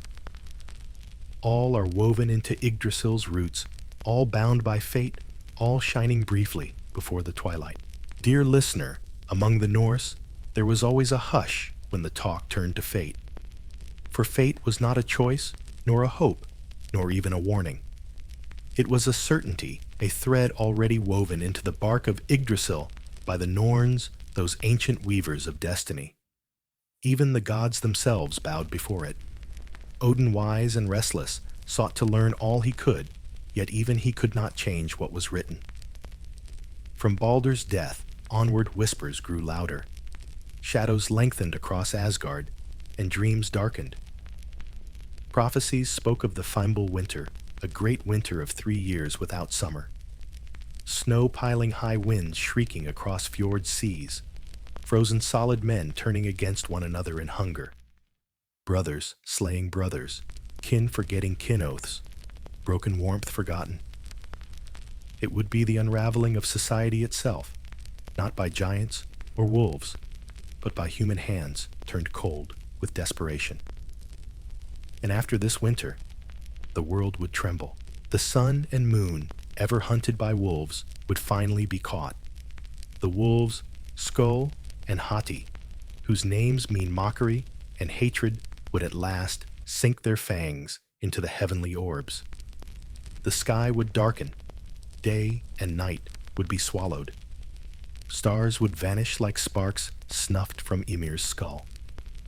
From the sea, Jörmungandr, the serpent would stir, rising in coils so vast the oceans would boil. His venom would spew across the waves, poisoning air and land alike. From the mountains, Fenrir would break his bonds, jaws gaping so wide they scraped earth and skyfire spilling from his breath. Hell's gates would creak open, releasing the dead to march. Giants would stride forth, led by Loki himself, unbound at last, laughter, sharp and cruel. And in the south, from Muspelheim, came Surtur Fire Giant, wielding his blazing sword. He would march across Bifrost, the rainbow bridge, and his flames would consume it, shattering the link between worlds. The gods listened to these prophecies with heavy hearts. They knew each detail. Odin had drunk from Mimir's well-paying with his eye, and in those waters he saw the doom of all things. Thor heard the rumble of the serpent in his dreams, felt the weight of his own fate. Frigg, already mourning Baldur, foresaw more grief. Even Freya, golden and radiant, wept tears of amber at what she knew would come. But here lies the Norse spirit. Dear dreamer, they did not weep only. They did not despair without action. They prepared. Odin gathered the bravest of fallen warriors into Valhalla, training them for the last battle. Freya welcomed her chosen to Folkvanger, her field of the slain. The gods sharpened weapons, told sagas, and steeled themselves. For though fate could not be undone, it could be met with courage. Pause with me, gentle listener. Think of that mindset to know the world will end and yet to live boldly. To feast, to fight, to love, knowing doom waits, but refusing to bow before it. It is not despair, it is defiance. And in that defiance lies a kind of peace. Picture Asgard at twilight. The gods sit in their halls, firelight glinting off shields. Outside, wolves pace, their eyes glowing. The wind tastes of snow, though summer should be near. Odin sits silent, ravens shifting on his shoulders. Thor drinks deep laughter, booming through sorrow shadows his eyes. Freya strokes the mane of her boar, her tears glittering like jewels. Loki's absence is a silence all its own, a shadow at the edge of the fire. The Norns still carve at the roots of Yggdrasil, their runes shaping what must be. The tree trembles, leaves falling like green snow. Beneath the dragon, Nidhugger gnaws, relentless. Above, stars flicker, ready to vanish. The whole cosmos seems to hold its breath, waiting for the wolves to leap for the fire, to blaze, for the serpent to rise. And you, gentle dreamer, listening here in the quiet, may feel a chill, the recognition that all things, even gods, even worlds, have their twilight. But let it not frighten you. For the Norse taught that endings are not meaningless. They are part of the great cycle. As surely as Ymir's death birthed the world, so too will Ragnarok's fire clear the ground for something new. So rest with that thought. Doom approaches, yes, but so does renewal.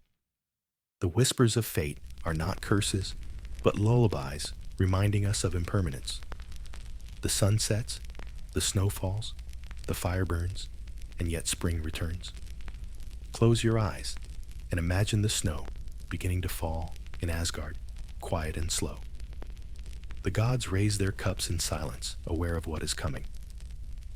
The wolves prowl closer, the world holds still, and you, gentle dreamer, drift with them into the hush before the storm. Dear listener, the hush before the storm is ending. The whispers of fate have become thunder in the distance, and now Ragnarök begins. The final act unfolds, not with a single blow, but with the breaking of all bonds, the cracking of all order, the trembling of Yggdrasil itself. First comes the Fimbulwinter, long unending 3 winters, with no summer between. Snow drifts higher than rooftops. Winds scream across mountains. Seas freeze solid. Hunger gnaws at mortals, and worse than hunger, trust dissolves. Brothers turn upon brothers, children upon parents. Oaths are broken, kinship forgotten. The human world unravels in violence and despair, and Midgard grows cold and cruel. Then the skies split. Wolves who chase sun and moon finally succeed. Skull devours the sun. Hati swallows the moon. Darkness falls. Stars vanish the heavens, themselves seem torn apart. The earth trembles, mountains crack, rivers surge, and the bonds that held chaos break at last. The seas boil, and from the deep rises the Midgard serpent Jörmungandr, spraying venom that poisons sky and land alike. His coils churn oceans into towering waves. Ships are tossed like twigs, storms roar, as if the world itself screams. From his cave, the wolf Fenrir bursts free jaws, gaping so wide they scrape earth and sky. Flames burn from his eyes, from his breath, devouring everything before him. From Niflheim's gates, hell leads forth legions of the dead silent ranks marching under gray banners. And in the south from Muspelheim strides Surtur fire giant, his sword blazing brighter than the sun. With each step, flames leap skyward. His host of fire giants marches with him, and the rainbow bridge Bifrost shatters under their weight, fragments, falling like shattered glass across the void. And there, unbound, at last, stands Loki. No longer the sly companion of feasts, but the general of ruin. His bonds broken venom, dripping from his scars, his laughter cruel. He leads the giants, the monstrous, the betrayed, marching against the gods he once dined beside. In Asgard, the Gjallarhorn sounds. Heimdall, ever watchful, lifts it to his lips, and its blast shakes all the worlds. Gods and mortals alike hear it and know the last battle has come. Odin dons his golden helm, his spear Gungnir in hand. He gathers the Einarjar, the chosen warriors of Valhalla, who pour from his hall like a tide of steel, singing as they march. Thor grips Mjolnir, his hammer crackling with thunder. Freyr readies himself, though he has given away his sword and must fight with antler and courage alone. Frigg, silent, gazes with sorrow at her husband and sons, knowing she will lose them all. Yggdrasil itself trembles, its roots shuddering. The Norns sit by the well of fate, silent now, for what they carved long ago is unfolding. No one can turn it aside. Pause here, gentle dreamer. Can you feel the tension? The clash of ice and firewolf and spear serpent and hammer, all rushing toward collision. The Norse did not imagine a gentle fading of the world. They imagined it as battle fierce and final, for they knew life was struggle, and they believed death should be met with courage. Picture the plain, of Vigrid, vast and open, stretching as far as sight. Upon it gather the host's gods in gleaming armor, giants towering like mountains, wolves, snapping serpents coiling the dead, marching silent fire roaring. Above the sky is torn darkness, smothering stars' flames licking the horizon. It is chaos given form, yet there is strange beauty in it, a grandeur of endings. And yet the gods do not cower. Odin rides at the front upon Sleipnir, his ravens circling his spear shining. Thor's laughter booms fierce and defiant. Heimdall stands ready, his horn still echoing. Freyr steadies his boar, golden bristles blazing.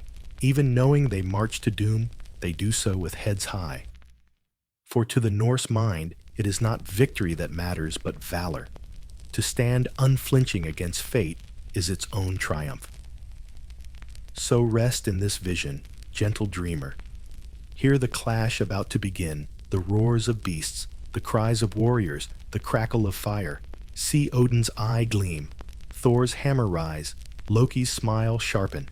The world holds its breath, but soon it will exhale in thunder. Ragnarök has begun. Dear listener, the plain of Vigrid stretches before us vast and silent until the silence breaks like a shield under hammer. Ragnarök has truly begun, and the gods and their foes rush together in a storm of steel flame and fury. First comes Odin the All-Father, riding his eight-legged steed Sleipnir into the fray. His ravens wheel above his spear. Gungnir gleams in the darkness. He charges not toward lesser foes, but straight into the gaping jaws of fate itself. Fenrir, the wolf monstrous and unbound. The beast's maw stretches wide enough to swallow the sunfire streaming from his eyes and breath. Odin thrusts Gungnir striking true, but prophecy is merciless. Fenrir lunges, and with one terrible snap, he swallows Odin whole. The All-Father vanishes into darkness, leaving only silence and a flutter of black feathers. But fate does not end with Odin's fall. His son, Vidar, the Silent One, steps forward. He wears a thick shoe, fashioned from the scraps of leather, cut from every shoe ever made by mortals. With it, he presses down upon Fenrir's jaw, forcing it open. With his hand, he drives a sword into the wolf's heart. Fenrir thrashes roars, and at last lies still. Thus vengeance is taken, but the cost is the king of the gods himself. Elsewhere, Thor faces his eternal foe, the Midgard serpent, Jörmungandr. They crash together in thunder, and waves hammer against coil, lightning against venom. Thor strikes again and again with Mjolnir, each blow shaking the heavens. At last, with one final strike, he smashes the serpent's skull, and Jörmungandr collapses lifeless into the sea. But Thor staggers poisoned by the serpent's breath. He takes 9 steps, lifts his hammer once more, and falls dead beside his foe. On another field, Frey meets the fire giant Surtur. Once Frey had given away his sword for love, and now he faces the end with only an antler in hand. He fights bravely, striking hard, but Surtur's blazing sword cuts him down. The god of fertility and peace falls to flame, and the earth trembles at his loss. Heimdall and Loki, ever rivals, clash amid the chaos. Heimdall's horn still echoes, Loki's laughter still cuts. They strike wound for wound, until at last they kill one another, collapsing together into silence. The watchman and the trickster fall side by side, neither surviving the twilight. Meanwhile, the fire of Muspelheim spreads. Surtur, after slaying Frey, lifts his flaming sword high. He sweeps it across the world, and the flames catch Yggdrasil itself. The great tree trembles its leaves, burning its branches, cracking. The bridge is shattered, the seas boil, mountains crumble. The sky splits, and all the worlds blaze. Imagine it, gentle dreamer, gods and giants locked in combat, each strike shaking the earth, the serpent's body writhing across oceans, the wolf's howl echoing in the dark. Fire consumes forests, seas rise in steam, mountains crack, and stars fall like sparks. It is chaos unbound and ending, fierce and magnificent. And yet even here there is dignity. The gods fight, though they know they cannot win. They stand against fate, not because they believe they will survive, but because to fight is their duty, their honor. The Norse saw in this not despair, but courage. To fall bravely is to triumph in spirit, even as the world ends. So rest now, in this vision of twilight. The sky is black, the air thick with smoke, the ground trembling beneath clashing feet. Odin is gone. Thor lies dead. Frey is fallen, Heimdall and Loki lie still. The wolf, the serpent, the giants, the dead, all have claimed their share. And above it all, flames roar, devouring the 9 worlds in a blaze so bright it blinds the eye. This is the death of the gods, dear listener, fierce and final, yet strangely serene. For endings, however terrible, carry with them the seed of beginnings. From ashes green will rise again. From silence, songs will be sung anew. But not yet. Tonight the world burns. Close your eyes and hear the crackle of flame, the roar of beasts, the clash of steel. Feel the heat on your face, the tremble beneath your feet. This is Ragnarök, the twilight of gods, the breaking of worlds. And beyond the fire waits rebirth. Dear listener, the plain of Vigrid has fallen silent. The roar of beasts, the clash of steel, the thunder of Thor's hammer, all have faded into ash. The wolf lies slain, the serpent dead, the gods fallen, the giants burned. And now flames from Searcher's sword sweep across the 9 worlds, devouring forests, mountains, seas, and sky. Even Yggdrasil trembles its branches, cracking its leaves, shriveling its bark aflame. The rainbow bridge has shattered the sun, and moon are gone, and all is fire. Then quiet. The fire dies down. Smoke drifts like veils over the void. The seas once boiling begin to calm. The sky blackened, clears to reveal pale light. And from the ashes of the old world, a new earth rises green and fresh, as though it has been washed clean. The poets tell us the land will lift itself once more, from the waters clothed in grass and flowers. Rivers will flow again bright and pure, untainted by venom. Mountains will stand tall, their slopes rich and fertile.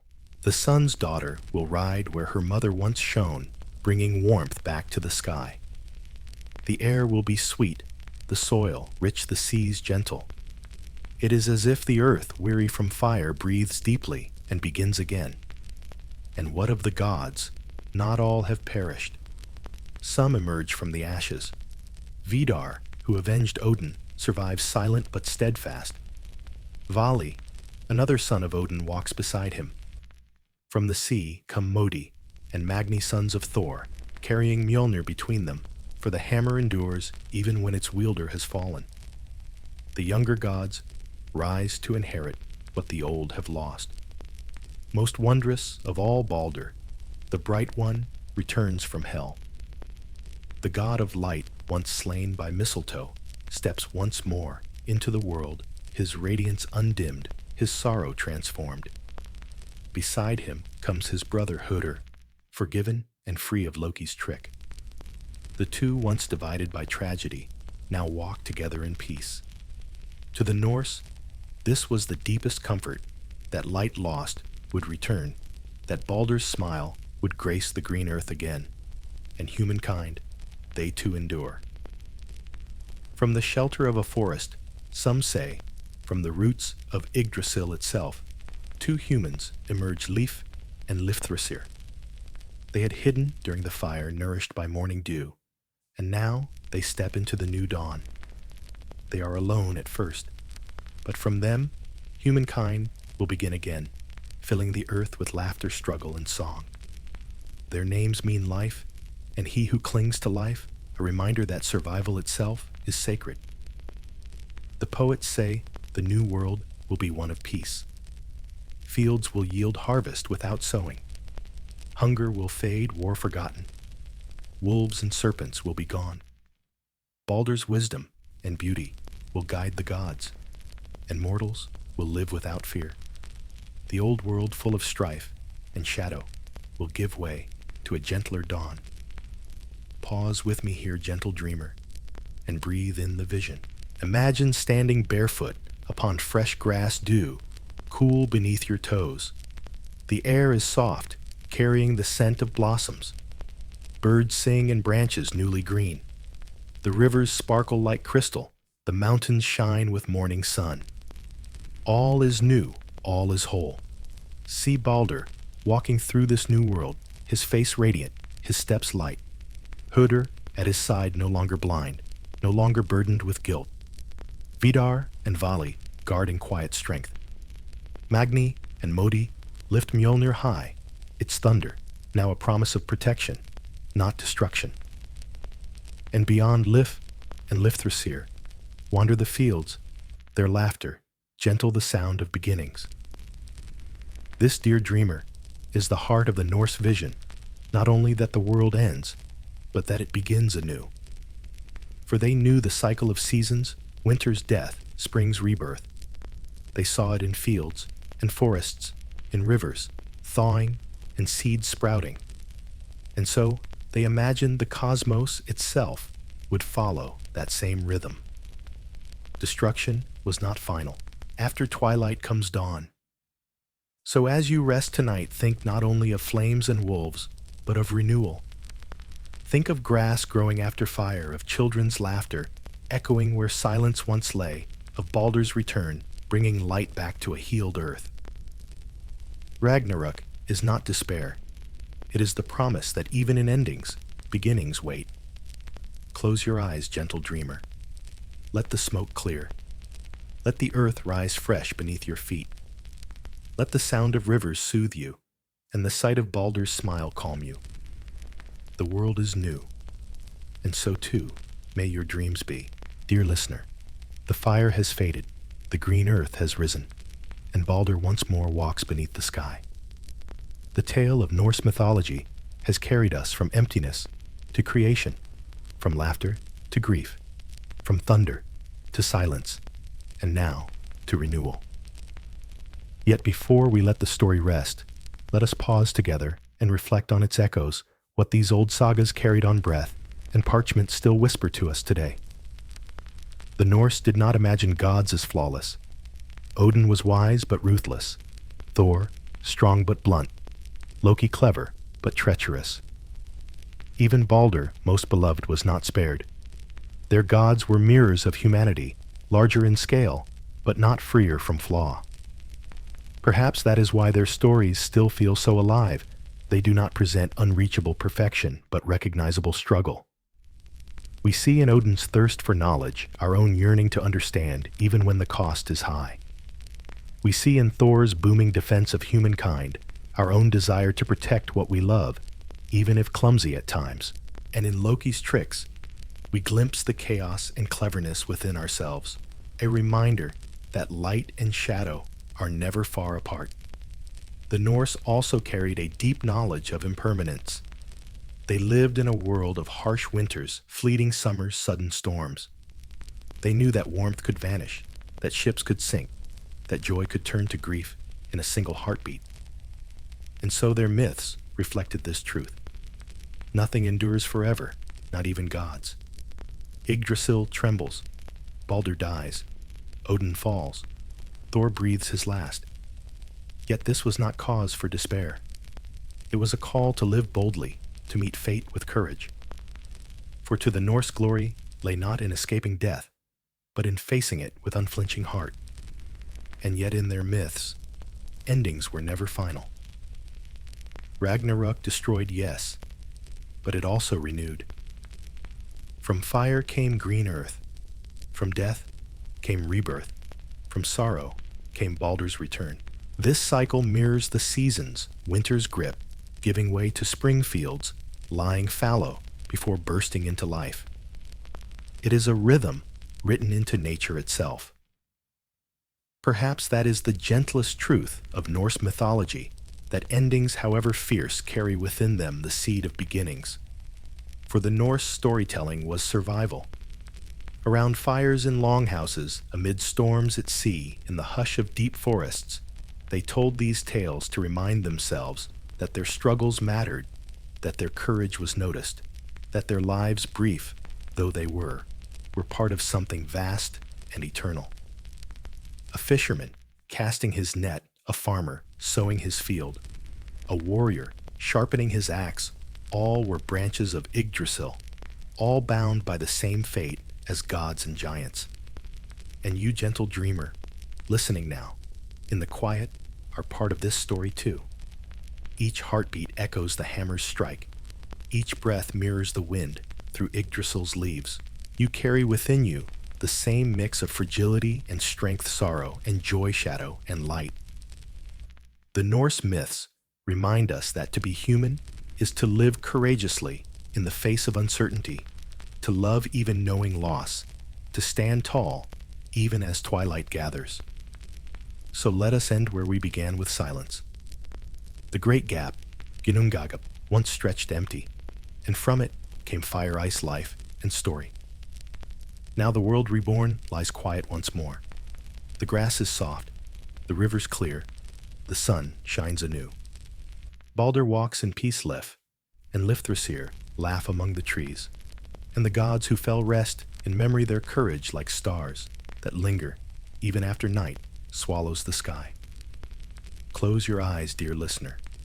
Hear the soft rustle of leaves in a world reborn. Feel the calm of knowing that all things, joy and grief, laughter and tears, beginnings and endings, flow together in the great cycle. There is nothing to fear, for even in endings, there is always a new dawn waiting.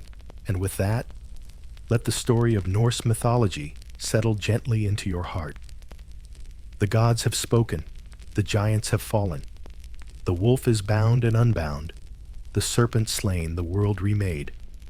All is quiet now, and the night is yours. And so, gentle dreamer, we come to the close of our long journey through the sagas of the North. From the empty gap to the green rebirth, we have walked with giants and gods, with tricksters and heroes, with wolves and serpents. We have seen laughter and sorrow, war and love, doom and renewal. Each tale, woven from fire and frost, has been a step in a great circle, the circle of life, of death, and of life again. Perhaps, as you lie in the quiet now, you feel the weight of these myths settle around you like a warm cloak.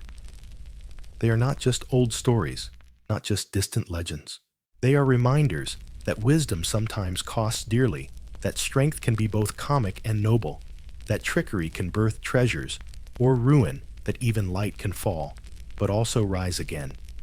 The Norse knew that life is fragile, fleeting, often harsh. But they also knew that courage makes it beautiful. To live boldly, to meet fate with open eyes, to laugh and feast, even knowing the end will come, this was their way. And perhaps in some small measure, it can be ours too. So let go of the clamor of gods and giants. Let the crackle of fire fade. Let the growl of wolves soften. Let the rumble of thunder dissolve into silence. What remains is calm. A new world, fresh and green, waiting quietly. The story has ended, yet it has also begun again. Rest now, dear listener. Drift into sleep as gently as Balder, returning to the earth, as quietly as leaves falling from Yggdrasil. May your dreams be peaceful, your heart steady, your breath calm. The gods are at rest, the world is remade, and so may you too find rest. Sweet dreams.